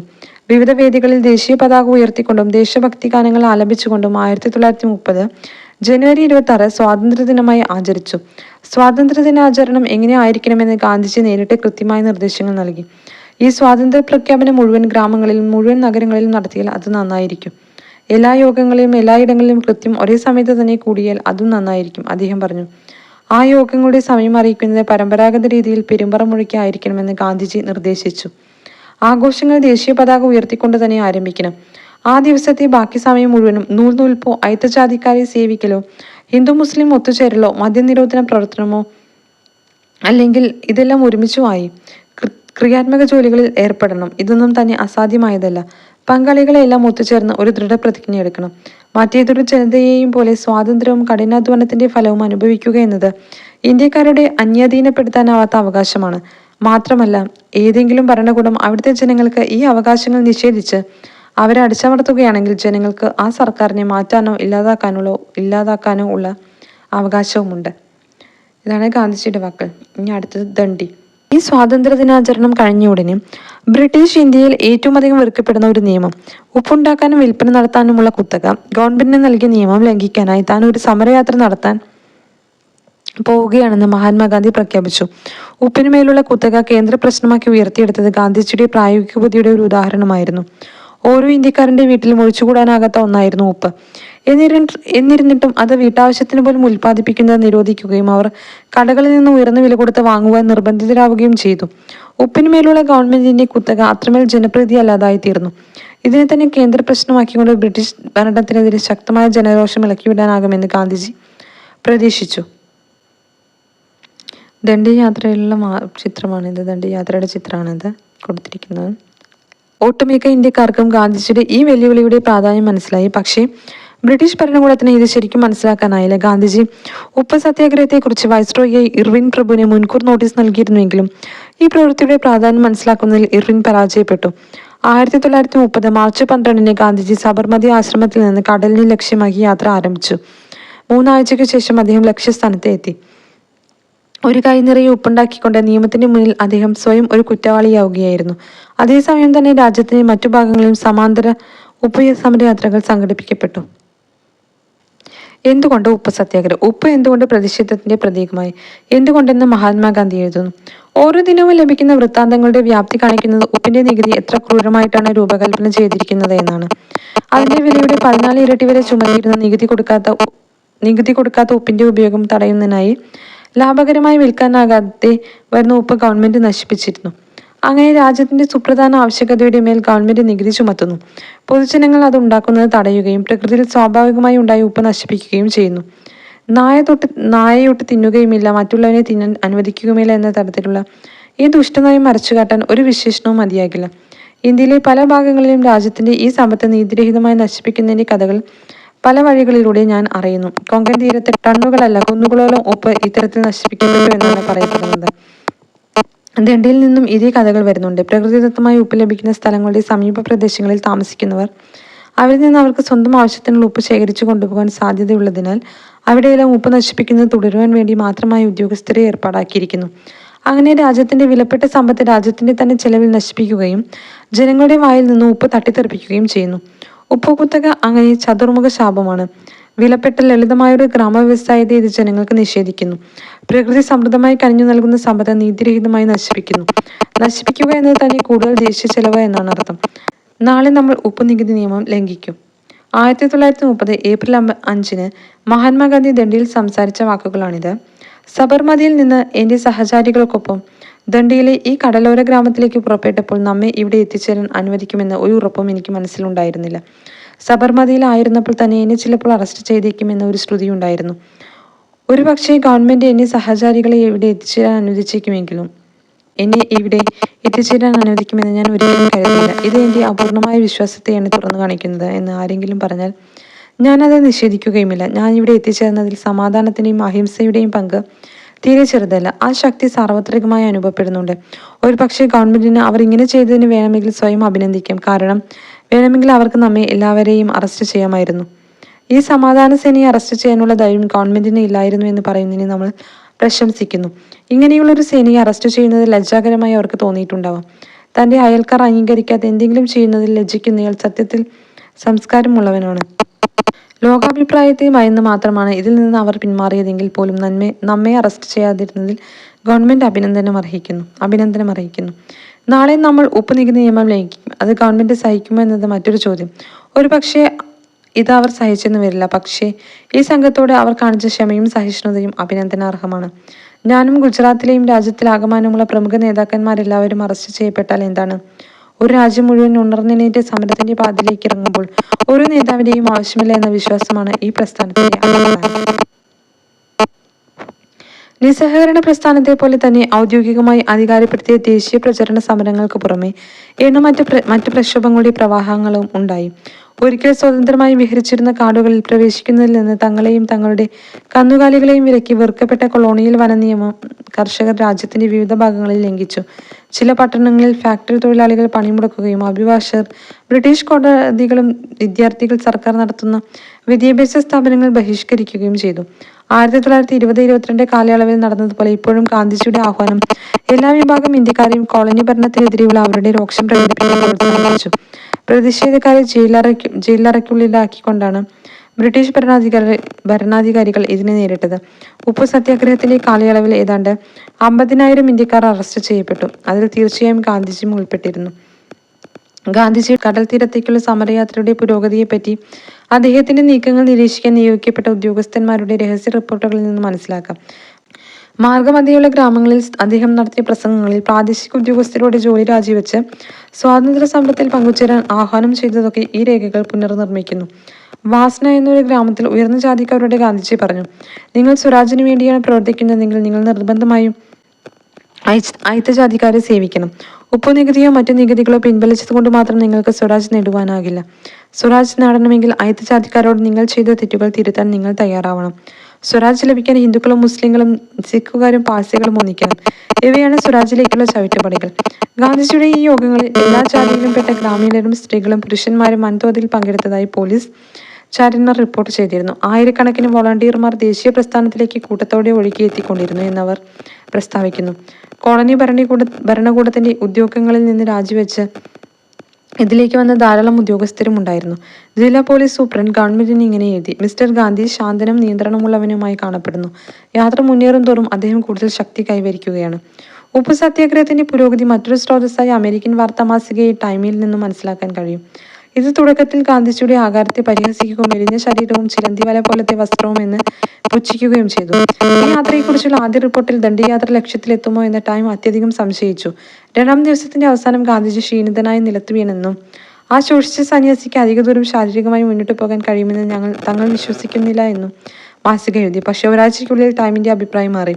ഈ മാർച്ച് സ്വരൂപിച്ച അതിഭീമമായ ജനപിന്തുണ കോളനി ഭരണാധികാരികളെ നിരാശാപൂർണമായ ഉത്കണ്ഠയിലായെത്തി എന്ന് ടൈം എഴുതി. ക്രിസ്ത്യൻ രീതികളെ തന്നെ ക്രിസ്തീയ വിശ്വാസികളായ മനുഷ്യർക്കെതിരെയുള്ള ആയുധമാക്കുന്ന ഗാന്ധിജി ഇപ്പോൾ പുണ്യവാളൻ എന്നും രാജതന്ത്രജ്ഞൻ എന്നും വിശേഷിപ്പിച്ച് അവർ വണങ്ങി. സംവാദങ്ങൾ. ഉപ്പു സത്യാഗ്രഹം 3 കാരണങ്ങളാലെങ്കിലും ശ്രദ്ധേയമായിരുന്നു. ഒന്നാമതായി ഈ സംഭവമാണ് മഹാത്മാഗാന്ധിയെ ആദ്യമായി ലോകശ്രദ്ധയിലേക്ക് കൊണ്ടുവന്നത് എന്നതാണ്. ഈ യാത്ര യൂറോപ്പിലെയും അമേരിക്കയിലെയും പത്രങ്ങൾ വലിയ പ്രാധാന്യത്തോടെ റിപ്പോർട്ട് ചെയ്തു. രണ്ടാമതായി സ്ത്രീകൾ വലിയ അളവിൽ പങ്കെടുത്ത ആദ്യത്തെ ദേശീയ സമരം എന്നുള്ളതാണ്. പ്രക്ഷോഭങ്ങളെ പുരുഷന്മാരിൽ മാത്രം ഒതുക്കാതിരിക്കാൻ സോഷ്യലിസ്റ്റ് പ്രവർത്തകയായ കമലാദേവി ചതോപാധ്യായ ഗാന്ധിജിയെ പ്രേരിപ്പിച്ചിരുന്നു. ഉപ്പ് നിയമമോ മദ്യ നിയമമോ ലംഘിച്ച് സ്വയം അറസ്റ്റ് വരിച്ച അസംഖ്യ വനിതകളിൽ ഒരാളായിരുന്നു കമലാദേവി. മൂന്നാമത്തേത്, ഒരു പക്ഷേ ഏറ്റവും പ്രധാനപ്പെട്ടത്, കോളനി ഭരണം എന്നേക്കുമായി നിലനിൽക്കില്ലെന്ന് തിരിച്ചറിയാൻ അധികാരികളെ നിർബന്ധിച്ചതും ചില അധികാരങ്ങൾ ഇന്ത്യക്കാർക്ക് നൽകേണ്ടി വരുമെന്ന് ബോധ്യപ്പെടുത്തിയതും ഉപ്പ് സത്യാഗ്രഹമായിരുന്നു എന്നതാണ്. ആ ലക്ഷ്യത്തോടെ ബ്രിട്ടീഷ് ഗവൺമെന്റ് ലണ്ടനിൽ അനുക്രമമായി വട്ടമേശ സമ്മേളനങ്ങൾ വിളിച്ചു ചേർത്തു. 1930 നവംബറിലാണ് ഒന്നാമത്തെ സമ്മേളനം നടന്നത്. ഇന്ത്യയിൽ നിന്നുള്ള ആ പ്രമുഖനായ നേതാവിന്റെ അഭാവത്തിൽ നടന്ന ഈ സമ്മേളനം അതിനാൽ തന്നെ നിശ്ചലമായി അവസാനിച്ചു. 1931 ജനുവരിയിൽ ഗാന്ധിജി ജയിൽ മോചിതനായി. തൊട്ടടുത്ത മാസം അദ്ദേഹം വൈസ്രോയുമായി നീണ്ട കൂടിയാലോചനകൾ നടത്തി. ഈ കൂടിയാലോചനകൾ ഗാന്ധി ഇർവിൻ സന്ധിയിൽ എത്തിച്ചേർന്നു. ഈ സന്ധി പ്രകാരം സിവിൽ നിയമലംഘനം നിർത്തിവെച്ചു. എല്ലാ തടവുകാരെയും മോചിപ്പിച്ചു. തീരദേശത്തുടനീളം ഉപ്പ് നിർമ്മിക്കാനുള്ള അനുമതിയും നൽകി. ഈ സന്ധി തീവ്ര ദേശീയവാദികളുടെ വിമർശനത്തിന് കാരണമായി. ഇന്ത്യക്കാർക്ക് രാഷ്ട്രീയ സ്വാതന്ത്ര്യത്തിനായുള്ള യാതൊരു ധാരണയും വൈസ്രോയുമായുള്ള കൂടിക്കാഴ്ചകളിൽ ഗാന്ധിജിക്ക് നേടാൻ കഴിഞ്ഞില്ലെന്നും ആ ലക്ഷ്യത്തിനു വേണ്ടിയുള്ള ചർച്ചകൾ നടത്താമെന്ന വെറുമൊരു ഉറപ്പ് മാത്രമേ അദ്ദേഹത്തിന് നേടാൻ കഴിഞ്ഞുള്ളൂ എന്നും തീവ്ര ദേശീയവാദികൾ ഈ സന്ധിയെ വിമർശിച്ചു. രണ്ടാം വട്ടമേശ സമ്മേളനം 1931 അവസാനം ലണ്ടനിൽ ചേരുകയുണ്ടായി. ഇതിൽ ഗാന്ധിജി കോൺഗ്രസിനെ പ്രതിനിധീകരിച്ചു. എന്നിരുന്നാലും തന്റെ പാർട്ടി ഇന്ത്യയെ ഒന്നാകെ പ്രതിനിധീകരിക്കുന്നു എന്ന അദ്ദേഹത്തിന്റെ അവകാശവാദം 3 വിഭാഗങ്ങളിൽ നിന്നുള്ള വെല്ലുവിളികളെ നേരിട്ടു. തങ്ങൾ മുസ്ലിം ന്യൂനപക്ഷത്തിന്റെ താല്പര്യങ്ങൾക്ക് വേണ്ടി നിലകൊള്ളുന്നു എന്ന് അവകാശപ്പെട്ട് മുസ്ലിം ലീഗും തങ്ങളുടെ പ്രദേശങ്ങളിൽ കോൺഗ്രസിന് യാതൊരു പങ്കുമില്ലെന്ന് പറഞ്ഞ നാട്ടുരാജാക്കന്മാരും ഗാന്ധിജിയും കോൺഗ്രസും ശരിക്കും ഏറ്റവും താണജാതിക്കാരെ പ്രതിനിധീകരിക്കുന്നില്ല എന്ന് സമർത്ഥനായ അഭിഭാഷകനും ചിന്തകനുമായ BR അംബേദ്കറും വാദിച്ചു. ലണ്ടനിലെ ഈ സമ്മേളനം ഒരു ധാരണയും എത്താതെ അവസാനിക്കുകയും ഇന്ത്യയിൽ മടങ്ങിയെത്തിയ ഗാന്ധിജി സിവിൽ നിയമലംഘന പ്രസ്ഥാനം പുനരാരംഭിക്കുകയും ചെയ്തു. പുതിയ വൈസ്രോയിയായി വന്ന വെല്ലിംഗ്ടൺ പ്രഭു ഇന്ത്യക്കാരുടെ ഈ നേതാവിനോട് യാതൊരു അനുഭാവവും ഇല്ലാത്തയാളായിരുന്നു. തന്റെ സഹോദരിക്ക് അയച്ച ഒരു സ്വകാര്യ കത്തിൽ അദ്ദേഹം എഴുതി, ഗാന്ധിജി ഇല്ലായിരുന്നുവെങ്കിൽ ഈ രാജ്യം വളരെ മനോഹരമായിരുന്നു. ദൈവപ്രേരിതമാണെന്ന് പറഞ്ഞ് അദ്ദേഹം നടത്തുന്ന ഓരോ നീക്കത്തിലും രാഷ്ട്രീയ കൗശലം കണ്ടെത്തുവാൻ കഴിയും. എത്രമാത്രം അതിശയിപ്പിക്കുന്ന വ്യക്തിയാണ് അദ്ദേഹം എന്ന് അമേരിക്കൻ പത്രങ്ങൾ പറയുന്നത് ഞാൻ കാണുന്നു. എന്നാൽ ഗാന്ധിജിയെ വിശുദ്ധമായ ഒന്നായി കാണുന്ന യാഥാർത്ഥ്യബോധം തീരെയില്ലാത്ത നിഗൂഢരായ അന്ധവിശ്വാസികളായ ജനതയ്ക്കിടയിലാണ് നാം ജീവിക്കുന്നത് എന്നാണ് വസ്തുത. ഇങ്ങനെയൊക്കെയാണെങ്കിലും 1935 പുതിയ ഇന്ത്യ ഗവൺമെന്റ് നിയമം ഏതെങ്കിലും തരത്തിലുള്ള ഒരു പ്രാതിനിധ്യ സർക്കാർ രൂപീകരിക്കാനും വാഗ്ദാനം നൽകി. 2 വർഷങ്ങൾക്ക് ശേഷം നിയന്ത്രിത വോട്ടവകാശത്തിന്റെ അടിസ്ഥാനത്തിൽ നടന്ന തെരഞ്ഞെടുപ്പിൽ കോൺഗ്രസ് സമഗ്ര വിജയം നേടി. 11-ൽ 8 പ്രവിശ്യകൾക്കും ഒരു ബ്രിട്ടീഷ് ഗവർണറുടെ മേൽനോട്ടത്തിൽ കീഴിൽ പ്രവർത്തിക്കുന്ന കോൺഗ്രസ് പ്രധാനമന്ത്രിമാർ ഉണ്ടായി. കോൺഗ്രസ് മന്ത്രിസഭകൾ അധികാരമേറ്റിയ 2 വർഷങ്ങൾക്ക് ശേഷം 1939 സെപ്റ്റംബറിൽ 2ാം ലോക യുദ്ധം പൊട്ടിപ്പുറപ്പെട്ടു. മഹാത്മാഗാന്ധിയും ജവഹർലാൽ നെഹ്റുവും ഹിറ്റ്ലറുടെയും നാസികളുടെയും ശക്തരായ വിമർശകരായിരുന്നു. അതുകൊണ്ട് തന്നെ യുദ്ധം അവസാനിക്കുമ്പോൾ ഇന്ത്യക്ക് സ്വാതന്ത്ര്യം നൽകാം എന്ന് ബ്രിട്ടൻ വാഗ്ദാനം നൽകുകയാണെങ്കിൽ പകരം ബ്രിട്ടീഷുകാരായ യുദ്ധശ്രമങ്ങൾക്ക് കോൺഗ്രസ് പിന്തുണ നൽകാമെന്ന് ഇവർ ഉറപ്പ് നൽകി. ആ നിർദ്ദേശം നിരസിക്കപ്പെട്ടു. പ്രതിഷേധമായ 1939 ഒക്ടോബറിൽ കോൺഗ്രസ് മന്ത്രിസഭകൾ രാജിവെച്ചു. യുദ്ധാനന്തരം സ്വാതന്ത്ര്യം നൽകാമെന്ന് ഉറപ്പിനായ ഭരണാധികാരികളിൽ സമ്മർദ്ദം ചെലുത്താൻ 1940-41 കാലയളവിൽ കോൺഗ്രസ് നിരവധി വ്യക്തി സത്യാഗ്രഹങ്ങൾ സംഘടിപ്പിച്ചു. ഇവിടെ പ്രത്യേക നിയോജക മണ്ഡലങ്ങളുടെ പ്രശ്നം എന്ന് പറഞ്ഞിട്ട് ഒരു ബോക്സ് കൊടുത്തിട്ടുണ്ട്. വട്ടമേശ സമ്മേളനത്തിൽ മഹാത്മാഗാന്ധി അധസ്ഥിത വിഭാഗങ്ങൾക്ക് പ്രത്യേക നിയോജക മണ്ഡലങ്ങൾ എന്നതിനെതിരെ തന്റെ വാദമുഖങ്ങൾ നിരത്തി. തൊട്ടുകൂടാത്തവർക്ക് പ്രത്യേക നിയോജക മണ്ഡലം എന്നത് അവരെ ശാശ്വതമായ അടിമത്തത്തിൽ തളച്ചിടും. തൊട്ടുകൂടാത്തവർ എന്നും തൊട്ടുകൂടാത്തവരായി തന്നെ തുടരണമെന്ന് നിങ്ങൾ ആഗ്രഹിക്കുന്നുണ്ടോ? കൊള്ളാം. പ്രത്യേക നിയോജക മണ്ഡലത്തിൽ ഈ അപമാനത്തിന്റെ അടയാളത്തെ ശാശ്വതമായി നിലനിർത്തും. തൊട്ടുകൂടായ്മ ഇല്ലാതാക്കുക എന്നതാണ് ആവശ്യം. അത് നിങ്ങൾ ചെയ്ത് കഴിയുമ്പോൾ ധിക്കാരിയായ ശ്രേഷ്ഠവർഗക്കാരൻ കീഴ്വർഗക്കാരന് മേൽ ചാർത്തിയിരിക്കുന്ന ദുഷിച്ച തടസ്സം ഇല്ലാതാക്കപ്പെടും. ആ തടസ്സത്തെ നിങ്ങൾ നശിപ്പിച്ചു കഴിയുമ്പോൾ പിന്നെ പ്രത്യേക നിയോജക മണ്ഡലങ്ങൾ നിങ്ങൾ ആർക്ക് നൽകും? പ്രത്യേക നിയോജക മണ്ഡലങ്ങളെക്കുറിച്ച് അംബേദ്കർ. അധസ്ഥിത വിഭാഗങ്ങൾക്ക് പ്രത്യേക നിയോജക മണ്ഡലങ്ങൾ എന്ന ആവശ്യത്തിനോടുള്ള ഗാന്ധിജിയുടെ എതിർപ്പിന് മറുപടിയായി അംബേദ്കർ എഴുതി, നിലനിൽപ്പിന് വേണ്ടിയുള്ള സമരത്തിൽ നിസ്സംശയമായി സ്വയം തിരിച്ചു നിൽക്കാൻ കഴിവില്ലാത്ത ഒരു വിഭാഗം ഇവിടെയുണ്ട്. അവർ ബന്ധിക്കപ്പെട്ടിരിക്കുന്ന മതമാകട്ടെ ബഹുമാന്യമായ ഒരു സ്ഥാനം അവർക്ക് നൽകുന്നതിന് പകരം അവരെ സാധാരണ ഇടപാടുകൾ പോലും നടത്താൻ യോഗ്യരല്ലാത്ത കുഷ്ഠരോഗികൾ എന്ന് മുദ്രകുത്തുന്നു. സാമ്പത്തികമായി സ്വതന്ത്രമായ ഒരു ജീവിതമാർഗവും തുറക്കപ്പെടാത്ത ദൈനംദിന ഭക്ഷണത്തിന് പോലും സമ്പൂർണ്ണമായും ഉയർന്ന ജാതി ഹിന്ദുക്കളെ ആശ്രയിച്ചു കഴിയുന്ന ഒരു വിഭാഗമാണവർ. ഹിന്ദുക്കളുടെ സാമൂഹിക മുൻവിധികൾ കാരണമല്ല അവർക്ക് മുന്നിലെ എല്ലാ വഴികളും അടയ്ക്കപ്പെട്ടിരിക്കുന്നത്. പകരം അധസ്ഥിത വർഗ്ഗക്കാർ ജീവിത നിലവാരത്തിൽ ഉയർന്നു വരുന്ന ഒരു അവസരവും അവർക്ക് കിട്ടാതിരിക്കാനായി അവർക്ക് മുന്നിലെ സാധ്യമായ സകല വാതിലുകളും താഴിട്ടടയ്ക്കുവാൻ കൃത്യമായ ശ്രമവും നമ്മുടെ ഹിന്ദു സമൂഹത്തിലുണ്ട്. ഈ സാഹചര്യങ്ങളിൽ സമൂഹത്തിൽ ഇത്രയേറെ വൈകല്യമുള്ളവരൊക്കെ പെട്ട ഒരു സമുദായത്തിന് സംഘടിത സ്വേച്ഛാധിപത്യത്തിനെതിരെയുള്ള അതിജീവനത്തിന്റെ സമരത്തിൽ വിജയിക്കാനുള്ള ഒരേ ഒരു മാർഗം എന്ന നിലയിൽ അതിനെ സ്വയം പരിരക്ഷിക്കാനായി രാഷ്ട്രീയ അധികാരത്തിൽ പങ്കാളിത്തം ഏറ്റവും വലിയ ആവശ്യമാണ് എന്ന് ന്യായമായി ചിന്തിക്കുന്ന എല്ലാ വ്യക്തികളും സമ്മതിക്കും. Doctor Baba Saheb Ambedkar what Congress and Gandhi have done to the untouchables writings and speech. 1940-41 കാലഘട്ടത്തിൽ ധാരാളം വ്യക്തി സത്യാഗ്രഹങ്ങൾ ഗാന്ധിജിയുടെ നേതൃത്വത്തിൽ സംഘടിപ്പിച്ചു. ഇതിനിടയിൽ 1940 മാർച്ചിൽ ഉപഭൂഖണ്ഡത്തിലെ മുസ്ലിം ഭൂരിപക്ഷ പ്രദേശങ്ങൾക്ക് സ്വയംഭരണം നൽകണമെന്നാവശ്യപ്പെട്ടുകൊണ്ട് മുസ്ലിം ലീഗ് ഒരു പ്രമേയം പാസാക്കി. അങ്ങനെ രാഷ്ട്രീയ ഭൂമിക കൂടുതൽ സങ്കീർണമാകാൻ തുടങ്ങി. ഇപ്പോൾ പ്രശ്നങ്ങൾ ഇന്ത്യക്കാരും ബ്രിട്ടീഷുകാരും തമ്മിലല്ല, മറിച്ച് കോൺഗ്രസും മുസ്ലിം ലീഗും ബ്രിട്ടീഷുകാരും തമ്മിലുള്ള ഒരു ത്രികോണ പോരാട്ടമായി മാറി. ഈ സമയം ബ്രിട്ടനിൽ ഒരു കൂട്ടുകക്ഷി ഗവൺമെന്റാണ് ഉണ്ടായിരുന്നത്. അതിലെ ലേബർ പാർട്ടി അംഗങ്ങൾ ഇന്ത്യൻ അഭിലാഷങ്ങളോട് അനുകമ്പയുള്ളവരായിരുന്നു. എന്നാൽ യാഥാസ്ഥിതികനായിരുന്ന പ്രധാനമന്ത്രി വിൻസ്റ്റൺ ചർച്ചിൽ ഒരു തികഞ്ഞ സാമ്രാജ്യത്വവാദിയായിരുന്നു. ബ്രിട്ടീഷ് സാമ്രാജ്യം വിരിച്ചുവിടുന്നതിന് അധ്യക്ഷം വഹിക്കാനല്ല തന്നെ രാജാവിന്റെ പ്രധാനമന്ത്രിയാക്കിയതെന്ന് അദ്ദേഹം തീർത്തു പറഞ്ഞു. പക്ഷേ 1942 മാർച്ചിൽ ഗാന്ധിജിയുമായും കോൺഗ്രസുമായും ഒരു ധാരണയ്ക്കായി പരിശ്രമിക്കുവാനായും തന്റെ മന്ത്രിസഭയിലെ അംഗമായ സർ സ്റ്റഫോർഡ് ക്രിപ്സിനെ ഇന്ത്യയിലേക്ക് അയക്കുവാൻ ചർച്ചിൽ നിർബന്ധിതനായി. പക്ഷേ ഇതെല്ലാം തന്നെ അച്ചുതണ്ട് ശക്തികളിൽ നിന്നും ഇന്ത്യയെ പ്രതിരോധിക്കാൻ ബ്രിട്ടനെ സഹായിക്കാൻ വേണ്ടിയാണെങ്കിൽ വൈസ്രോയി ഒരു ഇന്ത്യക്കാരനെ തന്റെ എക്സിക്യൂട്ടീവ് കൗൺസിലിലെ പ്രതിരോധ അംഗമായി നിയമിക്കണമെന്ന കോൺഗ്രസിന്റെ ആവശ്യത്തിൽ തട്ടി ചർച്ച പരാജയപ്പെട്ടു. പക്ഷേ ഇതെല്ലാം തന്നെ അച്ചുതണ്ട് ശക്തികളിൽ നിന്നും ഇന്ത്യയെ പ്രതിരോധിക്കാൻ ബ്രിട്ടനെ സഹായിക്കാൻ വേണ്ടിയാണെങ്കിൽ വൈസ്രോയി ഒരു ഇന്ത്യക്കാരനെ തന്റെ എക്സിക്യൂട്ടീവ് കൗൺസിലിലെ പ്രതിരോധ അംഗമായി നിയമിക്കണമെന്ന കോൺഗ്രസിന്റെ ആവശ്യത്തിൽ തട്ടി ചർച്ച പരാജയപ്പെട്ടു. അടുത്തത് ക്വിറ്റ് ഇന്ത്യയാണ്. ക്രിപ്സ് ദൗത്യത്തിന്റെ പരാജയത്തെ തുടർന്ന് മഹാത്മാഗാന്ധി ബ്രിട്ടീഷ് ഭരണത്തിനെതിരായി തന്റെ മൂന്നാമത്തെ മഹാപ്രസ്ഥാനം ആരംഭിക്കാൻ തീരുമാനിച്ചു. 1942 ഓഗസ്റ്റിൽ ആരംഭിച്ച ക്വിറ്റ് ഇന്ത്യ സമരമായിരുന്നു ഇത്. പെട്ടെന്ന് തന്നെ ഗാന്ധിജി ജയിലിലായെങ്കിലും യുവാക്കളായ പ്രവർത്തകർ രാജ്യമെമ്പാടും പണിമുടക്കുകളും അട്ടിമറി പ്രവർത്തനങ്ങളും സംഘടിപ്പിച്ചു.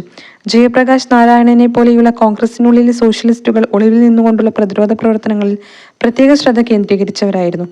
പടിഞ്ഞാറ് സത്താറയും കിഴക്ക് മെദിനിപൂരും പോലെയുള്ള നിരവധി ജില്ലകളിൽ സ്വതന്ത്ര സർക്കാരുകൾ പ്രഖ്യാപിക്കപ്പെട്ടു. ബ്രിട്ടീഷുകാർ ഇതിനെതിരെ ശക്തമായി പ്രതികരിച്ചുവെങ്കിലും ഈ പ്രക്ഷോഭം അടിച്ചമർത്താൻ 1 വർഷത്തിലേറെ സമയമെടുത്തു. നൂറായിരക്കണക്കിന് സാധാരണ ഇന്ത്യക്കാരെ പ്രക്ഷോഭത്തിന്റെ പ്രവർത്തന പരിധിയിലേക്ക് കൊണ്ടുവന്ന് ക്വിറ്റ് ഇന്ത്യ ഒരു യഥാർത്ഥ ബഹുജന പ്രസ്ഥാനമായിരുന്നു. ഇത് പ്രത്യേകിച്ച് യുവജനതയെ ആവേശം കൊള്ളിച്ചു. അസംഖ്യം യുവജനങ്ങൾ കോളേജുകൾ ഉപേക്ഷിച്ച് ജയിലിലേക്ക് പോയി. എന്നാൽ കോൺഗ്രസ് നേതാക്കളെല്ലാം ജയിലിൽ തളയ്ക്കപ്പെട്ട ഈ അവസരത്തിൽ ജിന്നയും മുസ്ലിം ലീഗിലെ അദ്ദേഹത്തിന്റെ സഹപ്രവർത്തകരും തങ്ങളുടെ സ്വാധീനം വിപുലപ്പെടുത്താനുള്ള ശ്രമങ്ങളിൽ ക്ഷമയോടെ വ്യാപൃതരായിരുന്നു. ഈ വർഷങ്ങളിലാണ് മുൻകാലങ്ങളിൽ സാന്നിധ്യം തീരെ കുറവായിരുന്ന പഞ്ചാബിലും സിന്ധിലും ലീഗ് വേരുറപ്പിക്കാൻ തുടങ്ങിയത്. അവിടെ ഒരു ബോക്സ് വന്നു. സത്താറ 1943.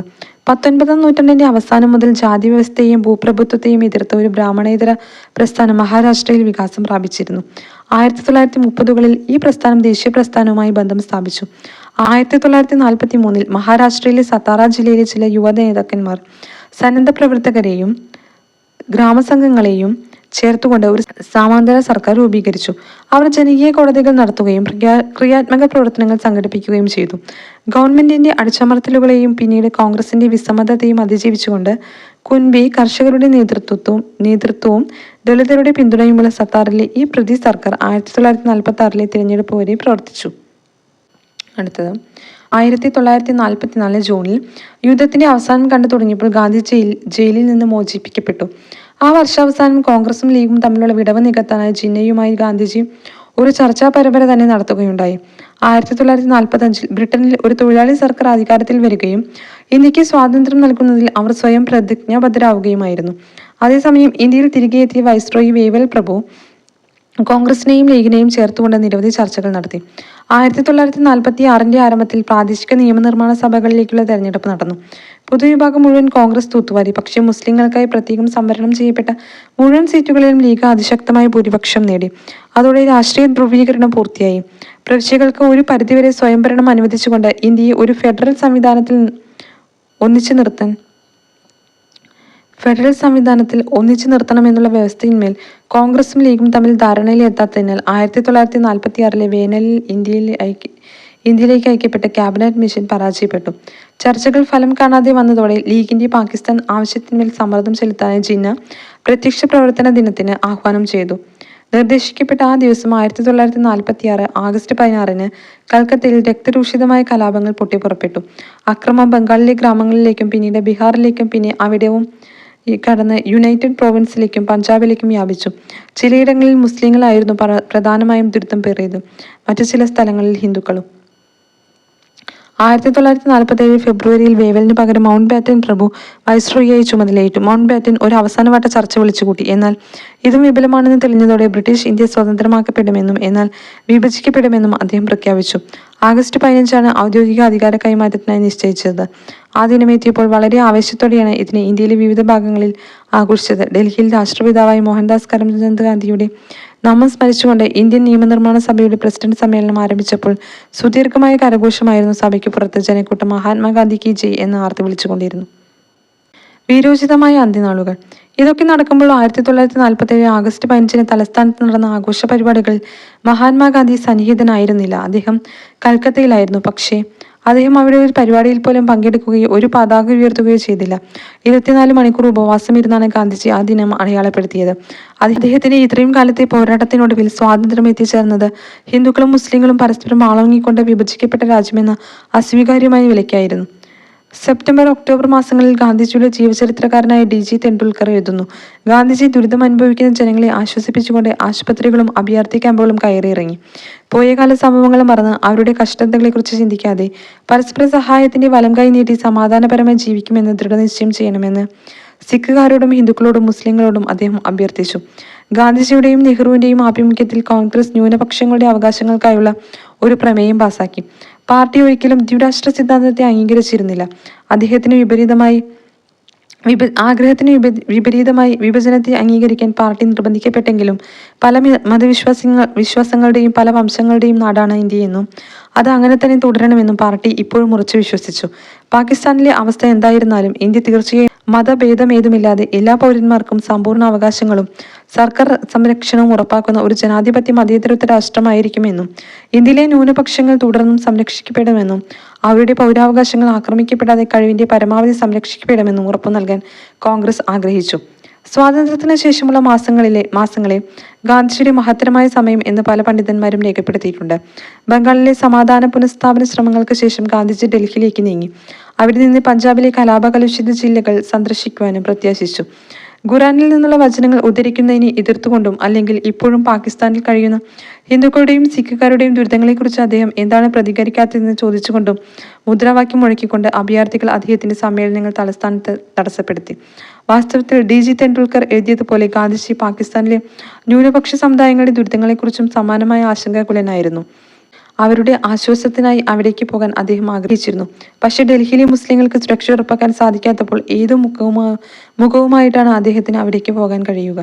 1948 ജനുവരി 20 ഗാന്ധിജിയുടെ ജീവൻ അപഹരിക്കാൻ ഒരു ശ്രമമുണ്ടായെങ്കിലും അദ്ദേഹം നിർഭയനായി മുന്നോട്ട് നീങ്ങി. ജനുവരി 26 അദ്ദേഹത്തിന്റെ പ്രാർത്ഥനായോഗത്തിൽ എപ്രകാരമാണ് കഴിഞ്ഞ കാലങ്ങളിൽ ഈ ദിവസത്തെ സ്വാതന്ത്ര്യദിനമായി ആഘോഷിച്ചിരുന്നതെന്ന് അദ്ദേഹം സംസാരിക്കുകയുണ്ടായി. ഇപ്പോൾ സ്വാതന്ത്ര്യം ലഭിച്ചിരിക്കുന്നു, പക്ഷേ ഇതിന്റെ ആദ്യ കുറെ മാസങ്ങൾ തീർത്തും നിരാശപ്പെടുത്തുന്നതായിരുന്നു. എങ്കിലും ഏറ്റവും മോശമായ കാലം അവസാനിച്ചുവെന്നും അതുകൊണ്ട് തന്നെ ഇന്ത്യക്കാർ ഒത്തൊരുമിച്ച് എല്ലാ വിഭാഗങ്ങളുടെയും വിശ്വാസങ്ങളുടെയും തുല്യതയ്ക്കായി പ്രവർത്തിക്കുമെന്നും അംഗബലത്തിലും സ്വാധീനത്തിലും തീരെ ചെറുതാണെങ്കിലും ന്യൂനപക്ഷത്തിനുമേൽ ഭൂരിപക്ഷത്തിന്റെ മേധാവിത്വവും ആധിപത്യവും ഉണ്ടായിരിക്കില്ലെന്നും അദ്ദേഹം വിശ്വസിച്ചു. ഭൂമിശാസ്ത്രപരമായും രാഷ്ട്രീയപരമായും ഇന്ത്യ രണ്ടായി വിഭജിക്കപ്പെട്ടെങ്കിലും ഹൃദയം കൊണ്ട് നമ്മൾ എന്നും പരസ്പരം സഹായിക്കുകയും ബഹുമാനിക്കുകയും ചെയ്യുന്ന സുഹൃത്തുക്കളും സഹോദരങ്ങളുമായിരിക്കുമെന്നും പുറം ലോകത്ത് നമ്മൾ ഒന്നായിരിക്കുമെന്നും അദ്ദേഹം പ്രത്യാശിച്ചു. സ്വതന്ത്രവും അവിഭക്തവുമായ ഇന്ത്യക്കായാണ് ഗാന്ധിജി ജീവിതം മുഴുവൻ പോരാടിയത്. എന്നിട്ടും ഇന്ത്യ വിഭജിക്കപ്പെട്ടപ്പോൾ രണ്ട് വിഭാഗങ്ങളും പരസ്പരം ബഹുമാനിക്കുകയും സുഹൃത്തുക്കളായിരിക്കുകയും വേണമെന്ന് അദ്ദേഹം ഉത്ബോധിപ്പിച്ചു. മധ്യ ഇന്ത്യക്കാർ അത്ര ക്ഷമിക്കുന്നവരായിരുന്നില്ല. ജനുവരി 30 വൈകുന്നേരം അദ്ദേഹത്തിന്റെ ദൈനംദിന പ്രാർത്ഥനാ യോഗത്തിൽ വച്ച് ഒരു യുവാവ് ഗാന്ധിജിയെ വെടിവെച്ചു കൊന്നു. കൃത്യത്തിന് ശേഷം കീഴടങ്ങിയ ആ ഘാതകൻ ഒരു തീവ്രവാദ ഹിന്ദു പത്രത്തിന്റെ എഡിറ്ററും ഗാന്ധിജിയെ മുസ്ലിം പ്രിയനകൻ എന്ന് അധിക്ഷേപിച്ച പൂനെക്കാരനുമായ ബ്രാഹ്മണനായ നാഥുറാം ഗോഡ്സെ ആയിരുന്നു. ഗാന്ധിജിയുടെ മരണം ഇന്ത്യയെ അനിതര സാധാരണമായി ദുഃഖത്തിലാഴ്ത്തി. ഗാന്ധിജി രാജ്യത്തിന്റെ എല്ലാ രാഷ്ട്രീയ മേഖലകളിൽ നിന്നും ശ്രദ്ധാഞ്ജലികൾ ഒഴുകി. ജോർജ് ഓർവെൽ, ആൽബർട്ട് ഐൻസ്റ്റീൻ തുടങ്ങിയ അന്താരാഷ്ട്ര പ്രമുഖർ ഹൃദയസ്പർശിയായ ആദരാഞ്ജലികൾ അർപ്പിച്ചു. ഗാന്ധിജിയുടെ ശരീരപ്രകൃതത്തെയും യുക്തിസഹമല്ലെന്ന് തോന്നുന്ന ആശയങ്ങളെയും ഒരിക്കൽ പരിഹസിച്ച ടൈം മാഗസിനിൽ അദ്ദേഹത്തിന്റെ രക്തസാക്ഷിത്വത്തെ എബ്രഹാം ലിങ്കന്റെ രക്തസാക്ഷിത്വവുമായാണ് താരതമ്യപ്പെടുത്തിയത്. വംശവർണ്ണ ഭേദമേതുമില്ലാതെ മനുഷ്യരെല്ലാം ഒന്നാണെന്ന് വിശ്വസിച്ചതിനാലാണ് ഒരു ഭ്രാന്തനായ അമേരിക്കക്കാരൻ ലിങ്കനെ കൊല ചെയ്തത്. ഇന്ത്യയിലെ വ്യത്യസ്ത മതവിഭാഗങ്ങൾ തമ്മിൽ സൗഹാർദ്ദം സാധ്യമാണെന്നും അത് അനിവാര്യമാണെന്നും വിശ്വസിച്ചതിനാലാണ് ഗാന്ധിജിയെ ഒരു ഹിന്ദു ഭ്രാന്തൻ കൊല ചെയ്തത്. ഇത്തരുണത്തിൽ ടൈം എഴുതിയതുപോലെ ഈ ജഗത്തിന് അറിയാമായിരുന്നു, ഒരർത്ഥത്തിൽ ലോകത്തിന് മനസ്സിലാക്കാൻ കഴിയാത്ത അത്രയും ആഴത്തിൽ അത്രയും ലളിതമായി ലിങ്കന്റെ മരണത്തിലെ രഹസ്യധാരണ എന്ന പോലെ അദ്ദേഹത്തിന്റെ അതായത് ഗാന്ധിജിയുടെ മരണത്തിലും ഈ രഹസ്യധാരണ ഉണ്ടായിരുന്നുവെന്ന്. അപ്പോൾ ഗാന്ധിജിയുടെ മരണം വരെയുള്ള കാര്യങ്ങളാണ് ഇതിൽ പറഞ്ഞിരിക്കുന്നത്. പിന്നെ വരുന്ന കുറച്ച് ഭാഗങ്ങളൊന്നും പരീക്ഷയ്ക്ക് ചോദിക്കാൻ സാധ്യതയില്ലാത്തതാണ്. ഇവിടെ ഗാന്ധിജിയുടെ ജീവിതത്തിലെ ഒരു കാലരേഖ കൊടുത്തിട്ടുണ്ട്, ടൈം ലൈൻ കൊടുത്തിട്ടുണ്ട്. അതൊന്ന് നോക്കാം. 1915 മഹാത്മാഗാന്ധി ദക്ഷിണാഫ്രിക്കയിൽ നിന്ന് തിരികെ എത്തുന്നു. 1917 ചമ്പാരൻ സമരം, 1918 ഗേദയിലെ കർഷക സമരവും അഹമ്മദാബാദിലെ തൊഴിലാളി സമരവും, 1919 റൗലറ്റ് സത്യാഗ്രഹം മാർച്ച് ഏപ്രിൽ സമയത്താണിത്. 1919 ജാലിയൻവാലാബാഗ് കൂട്ടക്കൊല ഏപ്രിലാണ് ഇത് നടന്നത്. 1921 നിസ്സഹകരണ ഖിലാഫത്ത് പ്രസ്ഥാനങ്ങൾ, 1928 ബർദോളയിലെ കർഷക സമരം, 1929 ലാഹോർ സമ്മേളനത്തിൽ വച്ച് പൂർണ്ണ സ്വരാജ് കോൺഗ്രസിന്റെ ലക്ഷ്യമായി അംഗീകരിക്കുന്നു. 1930 നിയമലംഘന പ്രസ്ഥാനം ആരംഭിക്കുന്നു. ദണ്ഡി സമരയാത്ര മാർച്ച് ഏപ്രിൽ മാസങ്ങളിലാണിത് നടന്നത്. 1931 ഗാന്ധി ഇർവിൻ സന്ധി മാർച്ചിലും, രണ്ടാം വട്ടമേശ സമ്മേളനത്തിൽ ഗാന്ധിജി പങ്കെടുത്തത് 1931 ഇത് ഡിസംബറിലായിരുന്നു. 1935 ഇന്ത്യ ഗവൺമെന്റ് നിയമം ചില തരത്തിലുള്ള ഒരു പ്രാതിനിധ്യ സർക്കാർ രൂപീകരിക്കുമെന്നുള്ള വാഗ്ദാനം നൽകുന്നു. 1939 കോൺഗ്രസ് മന്ത്രിസഭകൾ രാജിവെക്കുന്നു. 1942 ക്വിറ്റ് ഇന്ത്യ സമരം ആരംഭിക്കുന്നു. ഓഗസ്റ്റിലാണ് ക്വിറ്റ് ഇന്ത്യ സമരം ആരംഭിച്ചത്. 1946 വർഗീയ കലാപം അവസാനിപ്പിക്കാൻ ഗാന്ധിജി നവകാലിയും മറ്റ് കലാപബാധിത പ്രദേശങ്ങളും സന്ദർശിക്കുന്നു. അപ്പോൾ ഗാന്ധിജിയുടെ ജീവിതത്തിൽ പ്രധാനപ്പെട്ട സംഭവം, അതായത് 1915 മുതൽ 1948 വരെയുള്ള സംഭവങ്ങൾ ഉൾക്കൊള്ളിച്ച ഒരു ചാപ്റ്റർ ആയിരുന്നു ഇത്. നിങ്ങൾക്ക് ഈ വീഡിയോ ഉപയോഗപ്രദമായെന്ന് കരുതുന്നു. അപ്പോൾ കൂടുതൽ വീഡിയോസ് കാണാനായിട്ട് ഈ ചാനൽ ഒന്ന് സബ്സ്ക്രൈബ് ചെയ്യാൻ മറക്കരുത്. Okay, thank you.